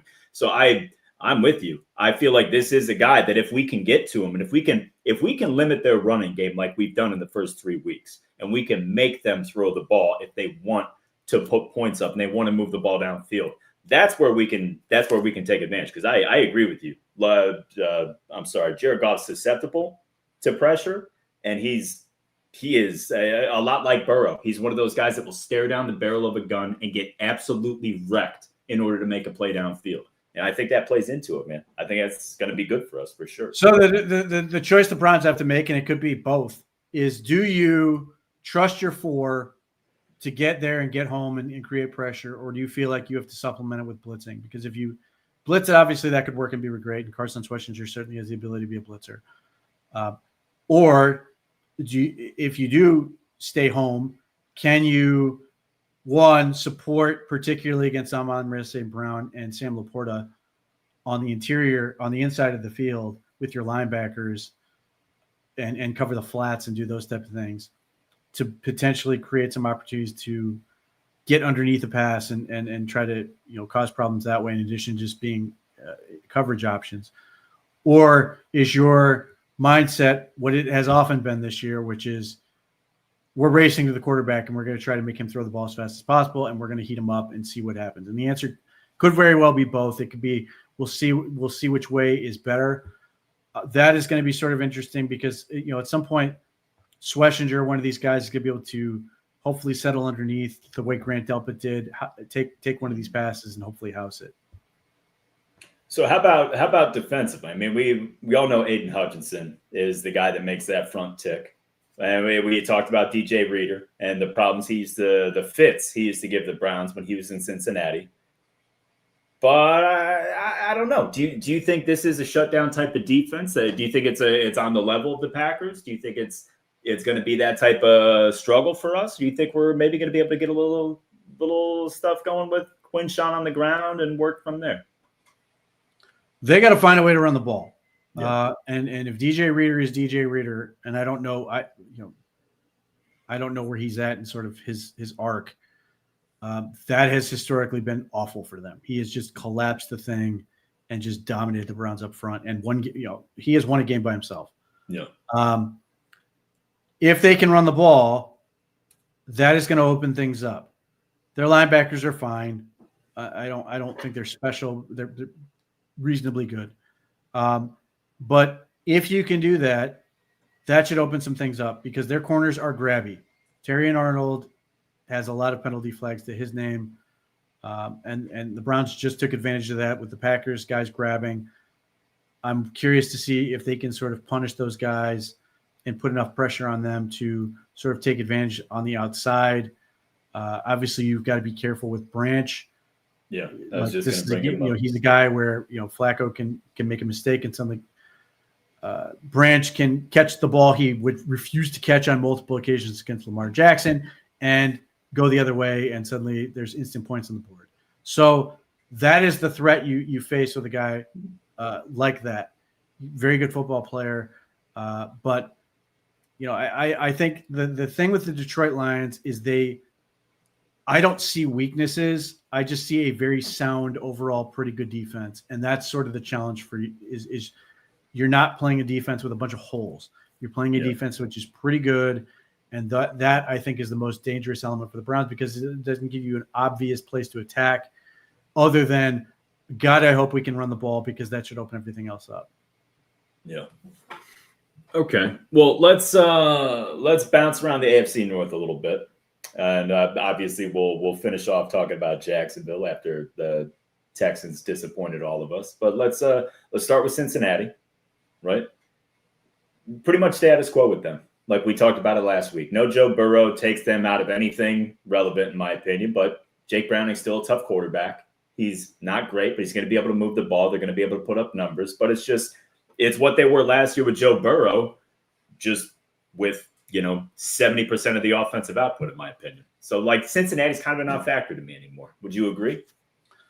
Yes. Also, it should have reminded people why I do not want to put a rookie quarterback in against the Minnesota Vikings. That is just a nightmare. Just a nightmare scenario. A guy most people have never heard of has like 3 touchdowns in one game on defense. And just is that Isaiah Oliver, right? No, like Hodgins or something. Okay. But regardless, you get 41 points and their defense outscored the Bengals offense. Like, no, thank you. But that's the dynamic they present. And then, the Vikings offense is not great, although Carson Wentz apparently went off. Yeah. So maybe JJ McCarthy was the problem. It's just difficult to see how the Bengals stay on track. Hopefully this allows the Browns a chance to make up some ground that way and at least sort of surpass them. But obviously you look at the standings, the Browns are currently tied for second. So let's go with that. But it's difficult time for the Bengals to figure this thing out. They're awful rushing offense. Their passing offense right now is absolutely terrible. Some of that is a product of who they've played, the Browns and the Vikings most notably. But there is not a lot of hope there on offense. And this was going, their plan this year was Joe Burrow, please save us. Yep. That was the whole thing. Yeah. So how about Pittsburgh and New England? I feel like Pittsburgh was begging New England to take this game and win it, but they just couldn't happen, or they just couldn't make it happen. Drake May threw the interception in the end zone. On the ball was batted at the line, all that stuff. What's your take on Pittsburgh? Are they pretty much they are what we thought they were? It's kind of same old deal. The defense isn't what it used to be. The offense still isn't great. So the thing I guess what I worry about with Pittsburgh is they're going to figure it out, and they're figuring it out. They're getting to figure it out against crappy opponents. The Patriots suck. Nothing other than Drake May impresses me about what they have going for them. And they 4 fumbles. I mean, give me a break. Yep. They just refuse to win the game. But that is my concern, is that ultimately at some point, like, Pittsburgh is killing it on opening drives. Like, they score their first 2 drives of the game and then just wait till the end of the game and finally do something else. And their defense is good enough to sort of allow them to get away with it. What I'm worried about from their standpoint is ultimately Mike Tomlin's going to get fed up with Terrell Austin just playing what amounts to be a very base 3-4, basically take over, infuse more energy and movement into that group, and they're going to get a whole lot better over the course of this year. And then, as long as Aaron Rodgers doesn't die, that they may be able to figure some things out on offense, where they're in the same way the Browns are, where DK Metcalf becomes a more consistent presence, where Calvin Austin continues to be a presence, where they get that kid from Michigan going in a way that's going to be more effective. And that's the thing and that's the thing that always worries you about the Steelers, is they hang around and start to figure some stuff out and ultimately become tough.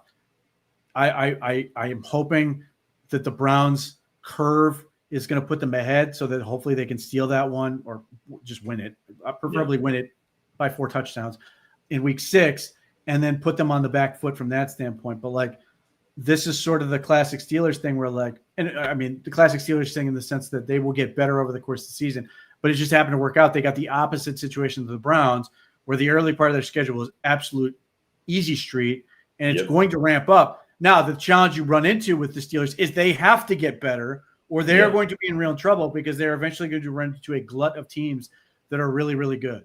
But, Broderick Jones continues to be awesome. I love every rip he takes. Pay him, and we'll just keep it going from that standpoint. Lock him up. So how about Baltimore moving forward? It's an interesting trend, right? You go to week 2, Derrick Henry only gets 23 yards.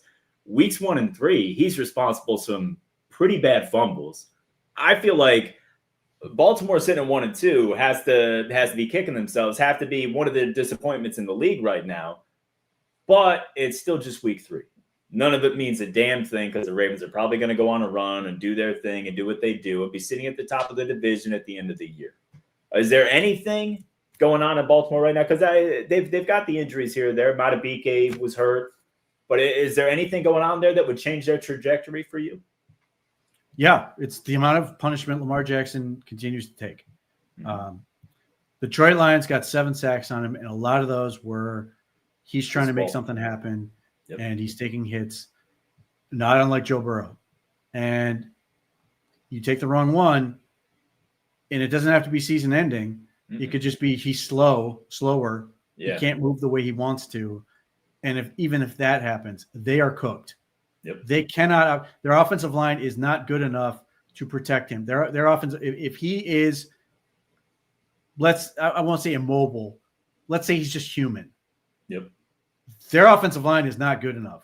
No, their guards are terrible, and he's going to start getting lit up. And the history with Lamar Jackson is what tends to happen is he starts getting winged over the course of a year, and then at some point it's just too much for him and he just gets taken out. That would be my concern. Now, to his credit, the last couple of years he's finished out, but it does feel like he's trying to do too much at times. That can be a big pitfall. Derrick Henry is he's getting close. It just seems like he's teetering. Seems like he's teetering. He went off against the Buffalo Bills, who I think are suspect in a lot of areas. He was fine against Detroit, did nothing against the Browns, absolutely nothing. And then he gets another fumble and then barely hits the bench when he throws himself at it. He legitimately looks very upset and flustered about what is going on with him. I thought he was going to cry. It looked like he was like on the brink of like a meltdown, dude. I was shocked by that. And look, he could come out next week against the Chiefs and go off. But I'm starting to think that we're reaching the tipping point, and it's not. He's still going to be a good running back. He's not going to be the guy that runs for 2,000 yards. He's not going to be the MVP candidate. What nobody wants to sort of accept is typically when a guy does that, they don't do it the next season. Now, so I mean, you combine those things with just Derrick Henry's been around so long, all those things could compile. That could be the last, Hall of Fame season he has. We'll see. But for now, it's creating a lot of problems because they are not good enough to sort of overcome their mistakes, and their defense is problematic.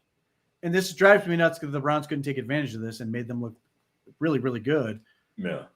Their pass rush is not good. They're missing Kyle Van Noy. They're missing Justin Madubuike. Odafe Oweh just does not get to the quarterback. Mike Green's been slow. And Mike Green hasn't done it. You would think that it's going to start happening. It hasn't clicked for him yet. They've got 1 million DBs. Kyle Hamilton's still superstar. Their linebackers are not what they need them to be. Roquan Smith, again, I think I think that Browns game was an anomaly in terms of his impact. Joe Flacco could not stop putting him in position to succeed. But the other linebacker position is in flux. It just they just do not have the ability to just get stops when they have to have them, particularly late in games. This has been a thing for them. And on top of all of these things, they put an inexperienced defensive coordinator at the helm on that. I think that's an issue. It's fascinating to me that when you lose Mike McDaniel, one, I thought that was a seismic loss. Yeah. Because I think Mike McDaniel is a really good coach. Yeah. Agreed. I am stunned that the Ravens also let Denard Wilson walk out the door. And you let Zach Diassi take over. And I think there's some brain drain with them. So they have a ton of talent, but it just doesn't seem to be operating in the right places to sort of that sort of translates to these are the hallmarks for success. So yes, the Ravens are still my overwhelming favorite to win the division, but the flaws they have are concerning and I think are ultimately going to prevent them from getting where they want to go. But if they have an injury, and obviously they could go to the Chiefs and lose, and be 1-3, and that still wouldn't be the end of the world, but it would be a hole. And if the Browns can start to figure themselves out, one that potentially they could take advantage of to keep themselves in this thing.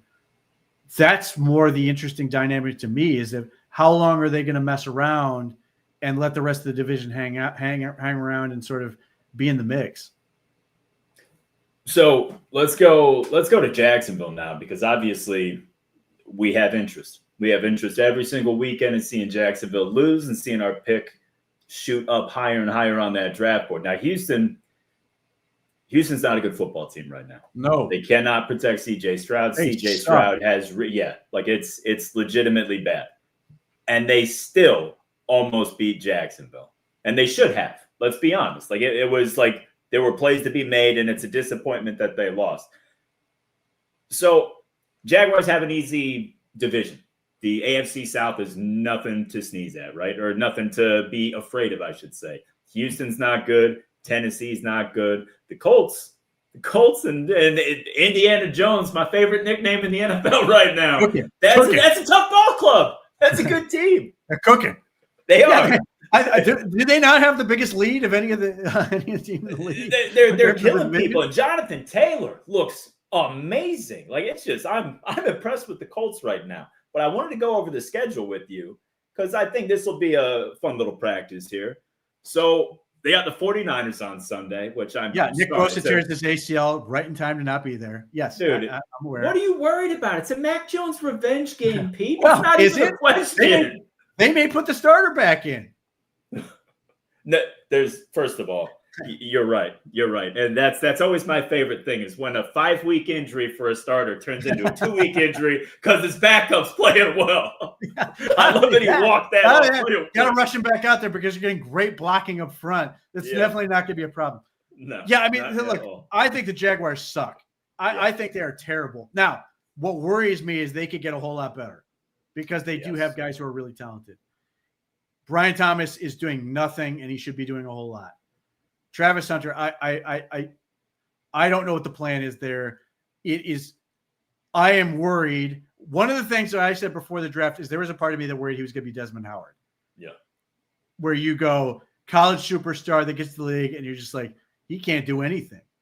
No. Now, I think a lot of that is self-inflicted by the stupid idea that you're trying to make him play both ways. Yep. Just all you had to do is just be a receiver. We want to get your hands on the ball as much as possible and let you be a dude from that standpoint. And it just seems like by playing him on both sides of the ball like they are, that both sides are so slow that it's just holding him back in a way that's making him look even worse than he otherwise would. Yep. They don't seem to be drawing up much for him in terms of trying to create. He had one catch, 21 yards receiving. Yeah, on one play. Yeah, it was a screenplay, and he looked great. Now, how the hell do you not go to that kid for the rest of the game? Yes, your biggest threat right now on offense is Brenton Strange. To be fair, I really liked coming out of college. Yes, so do I. He's a talented kid. But that kid, you're the Jacksonville Jaguars. That cannot be the thing. No. That cannot be the offense. No. Like straight up, when we did this whole thing of like, hey, if the Browns actually had their pick this year with the that was owned by the Texans, who would you take? I would have taken Brian Thomas Jr., like without question. So they have dudes, and they just started. So that's my worry is they're going to, much like the Steelers, they are eventually going to figure this out. But I hope the 49ers do what they're supposed to do and beat the brakes off them this week, and that hopefully the Colts stay hot for when they play them. But, yeah, I mean, Jacksonville does not play anybody, like seemingly the whole year. It is awful. Yeah. Well, yeah, so we got the 49ers this weekend. And then you're looking at their at home against the Chiefs, at home against the Seahawks, at home against the Rams, on the road against the Raiders, on the road against the Texans, at home against the Chargers. That's a loss. On the road against the Cardinals, on the road against the Titans, and then you got the Colts at home, on the road against the Jets. Broncos at home, or no, on the road against the Broncos, at home against the Jets. Sorry about that. And then you got at Indianapolis, and then you finish up at home against the Titans. All I can say is based on that schedule, thank God the Colts look like they're good. Hell yeah.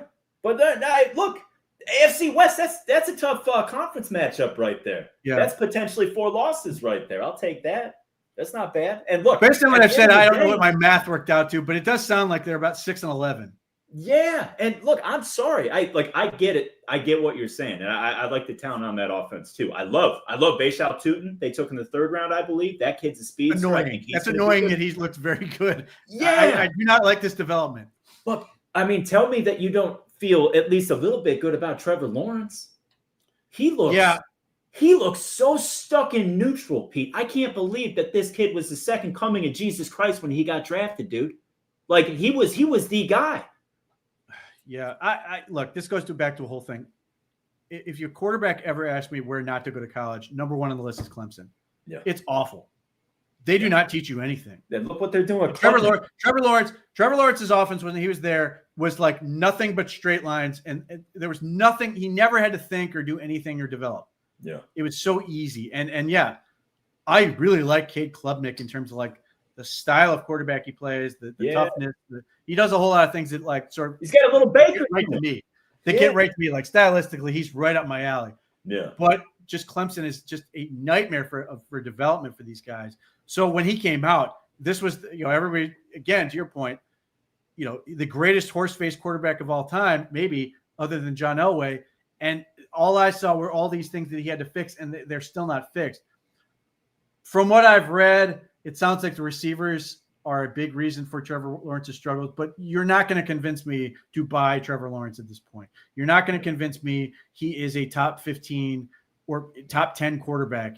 And that is what this unit is counting on when you've got the weapons they have, and they're not getting it. And to combine that with a defense which is largely decent, their defense is decent.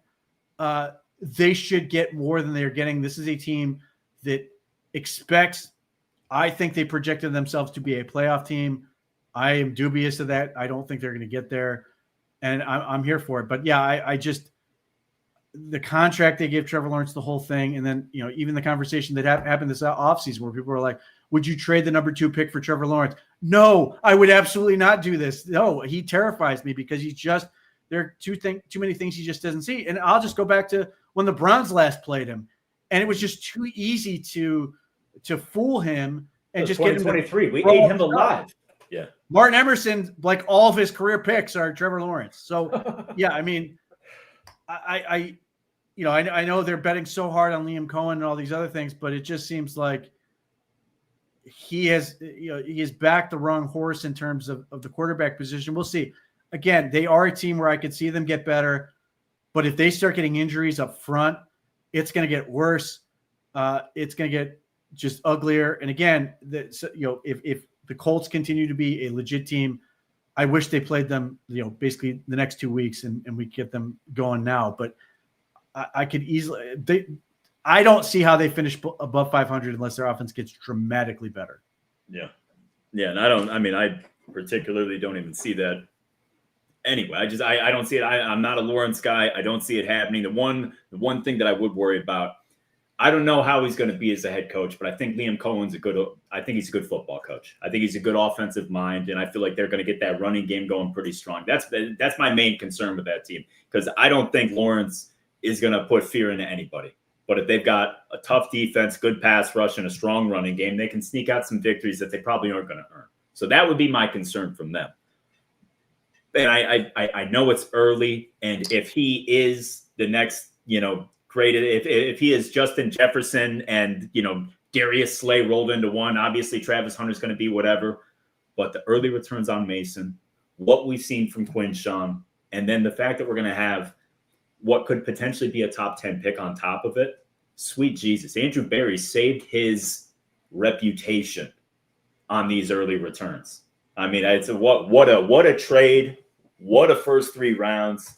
Like, holy shit. Back against the wall. Andrew Berry, fresh off the Deshaun stuff. How are you going to respond? My man responded pretty damn strong.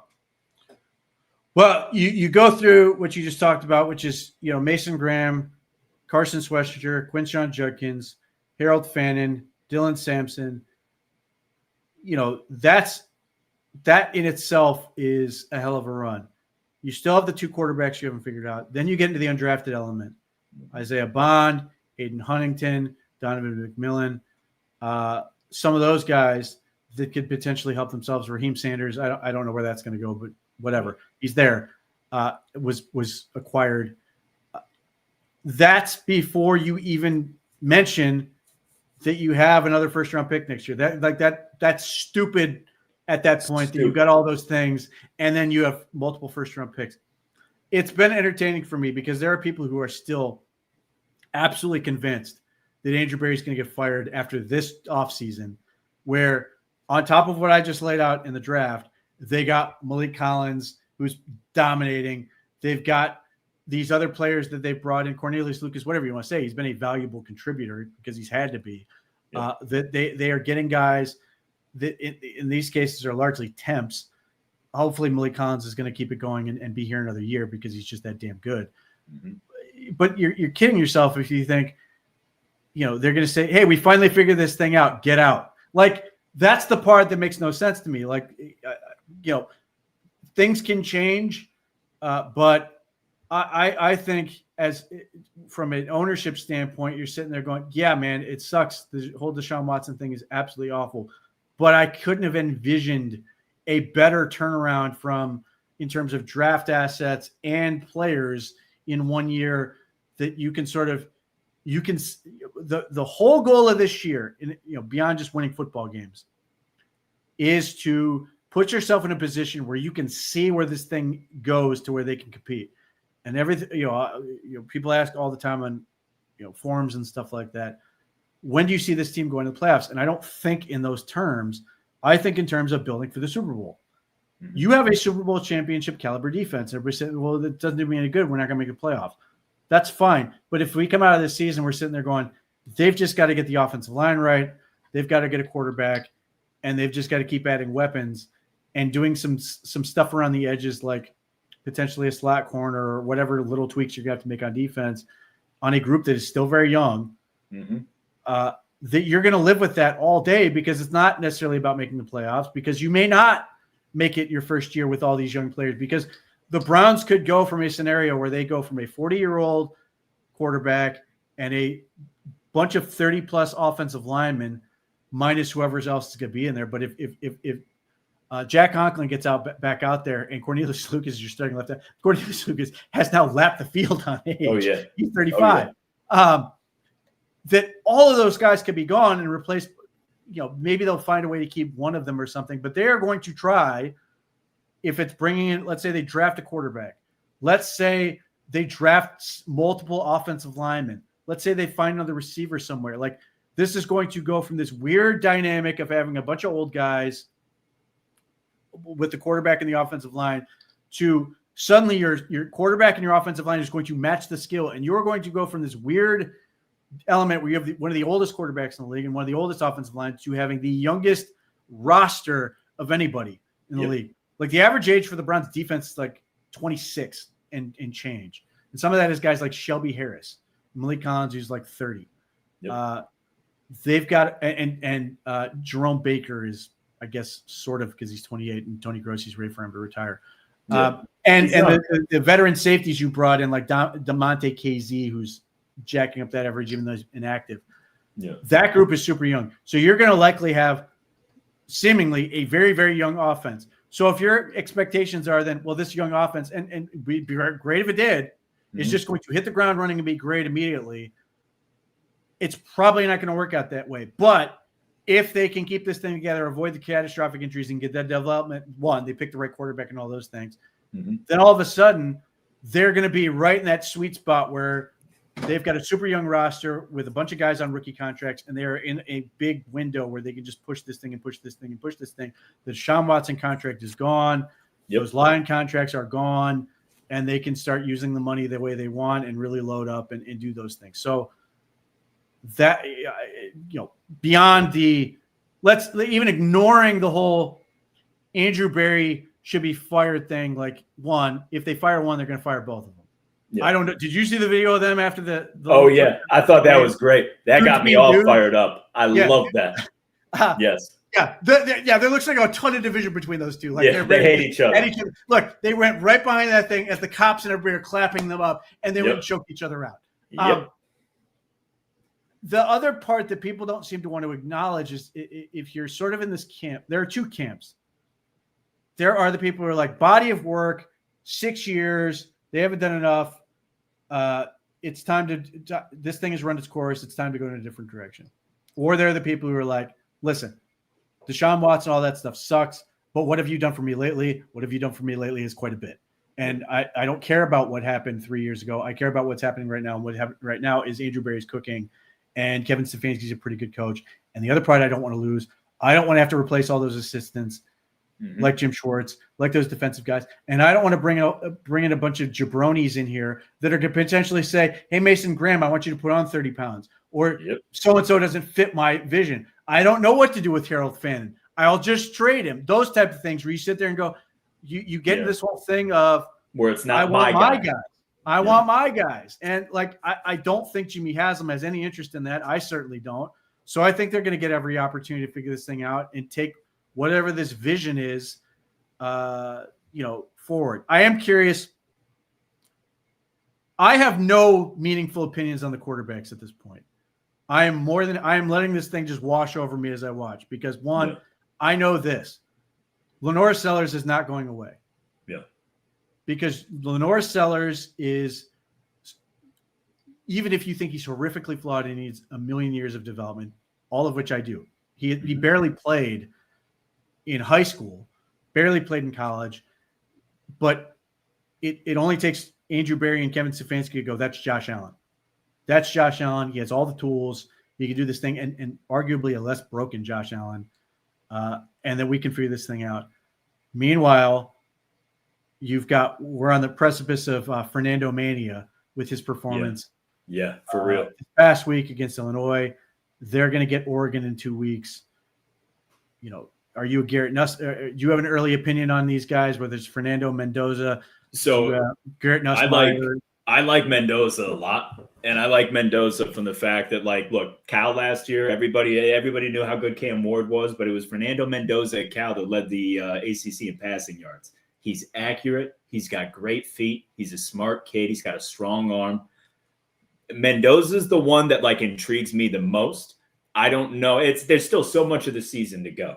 So it's like you said, you take everything with a grain of salt. And it's how I look at the rookies. These guys, this is the worst that Fernando Mendoza is going to be at quarterback. He's only getting better with reps. Same thing with Sellers. Same thing with Nussmeier.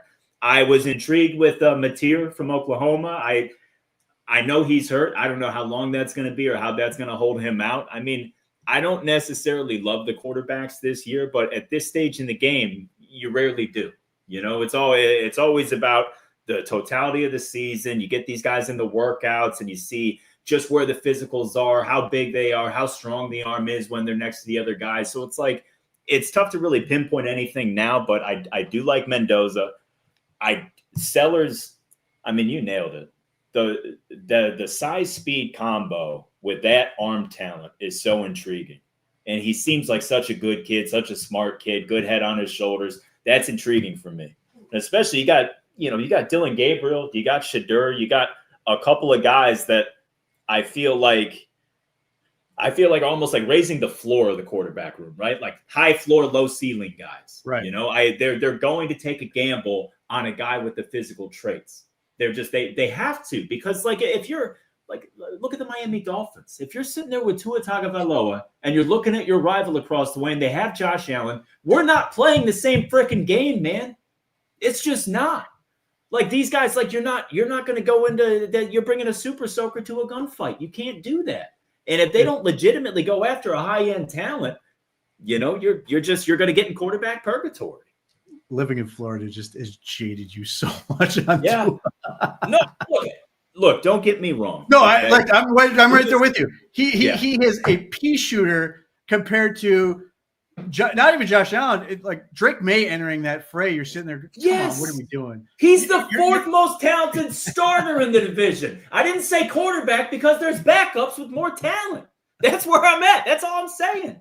And the thing that kills me more than anything is I look at Dylan Gabriel and I'm like, he's got a little more arm, but I feel like that's a poor man's Tua. And that's just, oh my God, just saying it. It's like, 94? Come on. Yeah. The only thing I'm willing to do at this point is rule guys out. Yeah. I'm ruling out, or I should say, Cade Klubnik. Yep. It's transfer portal. Get the hell away from Clemson. Yes.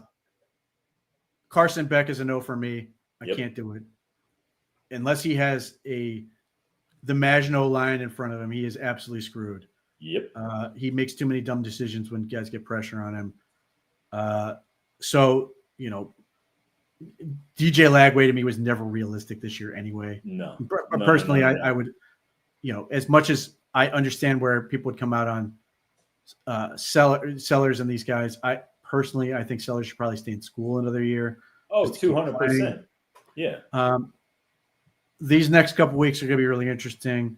Drew Allar's got to start doing something. He's got to start doing more. The idea of Drew Allar is intoxicating, but he hasn't put it together on the field. He's like, they got jumped by Miami because they've been so disappointing. He's got a loaded roster. There's no excuses. But he's got the same things that, again, you know, I've seen him compared to Joe Flacco. That's fine, but he has the same tantalizing things that, again, you can convince yourself a lot. And I am quite sure that the Browns were very interested in him. Yeah. Had he come out last year. Is that another situation like Clemson, though? It's like the James Franklin effect? Because I'm not a Franklin guy. Maybe. I don't know that. You know, I have never loved his weapons. Obviously, they had the big tight end last year, but it's not like he was throwing to a bunch of good receivers. Yeah. But at the same point, you want to see him sort of elevate the talent around him. I'm not sure he's doing that. But yeah, I mean, there's a potential for Penn State was maybe not the right choice for what he does, but we'll see. I mean, they're going to get, Oregon this week at home. That's a huge game for him. Mendoza is going to get to play Oregon the following week.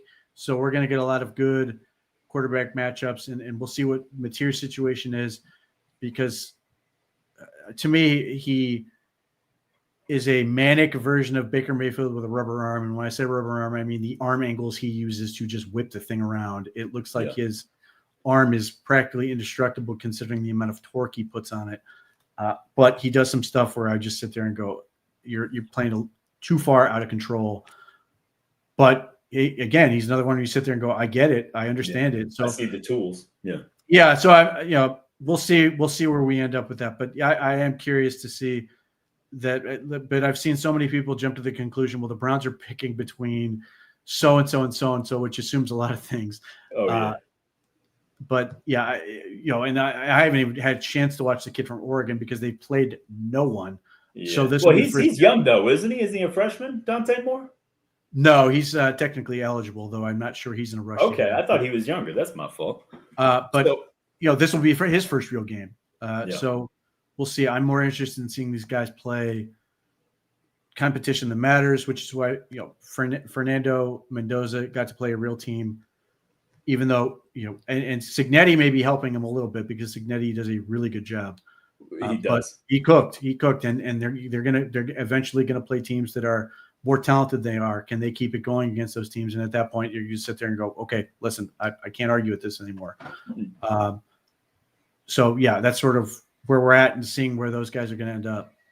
All right. Well, Pete, we're up against it with time, but before I go, totally other conference, different situation altogether. I would love to hear your take on Jackson Dart getting the call to start this Sunday. I think they should start Jameis Winston and just deal with the interceptions and get all these young kids on offense caught up and playing with confidence before you turn to the rookie. But they thought different. What's your take on that? I really like Jackson Dart. I like him a lot. I love Jackson Dart. I thought he did a lot of things on tape at Ole Miss that I was just loved watching him play. He was aggressive in terms of stepping up in the pocket, great arm. People can knock him for the. When I evaluated him for the draft and wrote up on him, my advice was start with the Florida game. Don't end with the Florida game. Start with it. And people want to rag on him for that game and the mistakes he made at the end. He had like 7 big time throws. Oh yeah, in that game where he is cooking and then makes a couple of mistakes at the end. Okay, coach him up. But the combination of ability seemingly has his head on his shoulders the right way, seems to be focused. In terms of should he start for the Giants, I would attach any timeline that involves starting him to Andrew Thomas. Mm-hmm. I'm not putting him out there until Andrew Thomas is out there because I've seen who they put out there when he's not, which includes guys like James Hudson III. Their line is not very good, and you hit on some of the other things. The receiver situation is not great, but he's got certainly talent you would want to play with in terms of guys like Malik Neighbors and those type of players. In some ways, smacks of desperation for a coach that needs to win. That always concerns me. But I think he's I'm very impressed with him. I was really impressed with the preseason. I take that with a grain of salt, but preseason to me matters for those guys in their first 2 years, and he was really good there. Well, and especially you want to see how they hold up physically, how they stack up, how they look. Yeah. Is the athleticism still there? Does the arm pop in the NFL level? I agree with you. I think he's fantastic. So, Dart was my number 2 quarterback in the class, comfortably ahead of everybody else. So, yeah, I really like him. I'm curious to see how Brian Daboll handles him is the right way, if he's truly ready. Again, I was very impressed with him. I know there were people who thought maybe he was good enough to start right out of the gate. But again, your offensive line was a mess. Yeah. So I totally understand waiting as long as possible. It's a long season. The Giants are a weird roster because they have some very, very, very good players and a whole lot of crap mixed in that is preventing them from really being a good team. But they've got some really good elements. Can he start to get them going on a run? Maybe. But I think there's going to be some growing pains. A lot of it comes down to protection and just being a rookie. Yeah. And I that's always my thing with quarterbacks. If you hit on a quarterback, you're talking about a 10 to 15 year guy and you don't have to worry about it anymore. So for me, that's a 15 chapter book. I don't give a rat's ass about chapter 1. I don't need him to hit the field as early as possible and get this thing rolling, yada, yada, yada. He's not seeing the field until I'm comfortable in the line, and he's more than comfortable and more than well-versed in the offense. That's just me. It's the NFL obviously thinks very differently, and specifically the Giants, but the talent's there, man. Well, look, who has a better hit rate on quarterbacks than the Packers? And they take their sweet time developing their guys, and it has worked out for them. Like, there's something to be said. I know there's plenty of people who are like, just get him on the field and he's either going to figure it out or he's not. I do not subscribe to that at all. Yeah. And how much of that is just a fan who's bored and doesn't want to watch Russell Wilson and thinks, oh, well, Jameis Winston's a retread. Let me just see the new guy. We're 0-3. I need some juice. I want to see something cool. Like, that kills me because I feel I don't want to believe that the Giants reacted to that and made this decision based on that. So clearly he's got to be better in the meeting rooms. He's got to be ready or they wouldn't do it. I would hope so. Now, you saw that Hard Knocks that will never, ever be done again. That sort of, left them out to dry as far as being competent. Yeah. So there's every chance that they could screw this up and do it in a ham-fisted manner. I'd like to think Brian Daboll knows what he's doing. He obviously had the opportunity to work with Josh Allen and do those things. So if he does right by the kid, I think he will be it could work out really well. I think he could be a really good quarterback. I think I don't want to say it's all on the Giants, but I think if Jackson Dart fails, a lot of it will be on the Giants. Yeah. Yeah, I cannot agree with you more, Peter. Absolute pleasure. It always is. Can't wait to do this again next week. Wonderful, wonderful job this evening. And thank you guys for sticking with us. Thank you for the OBR Streaming Network for hosting us. And we will catch you guys later. Browns fans, enjoy this victory week. And we will see the Lions 1 o'clock on Sunday. Take it easy, Pete. Always a pleasure. We'll catch you guys next week.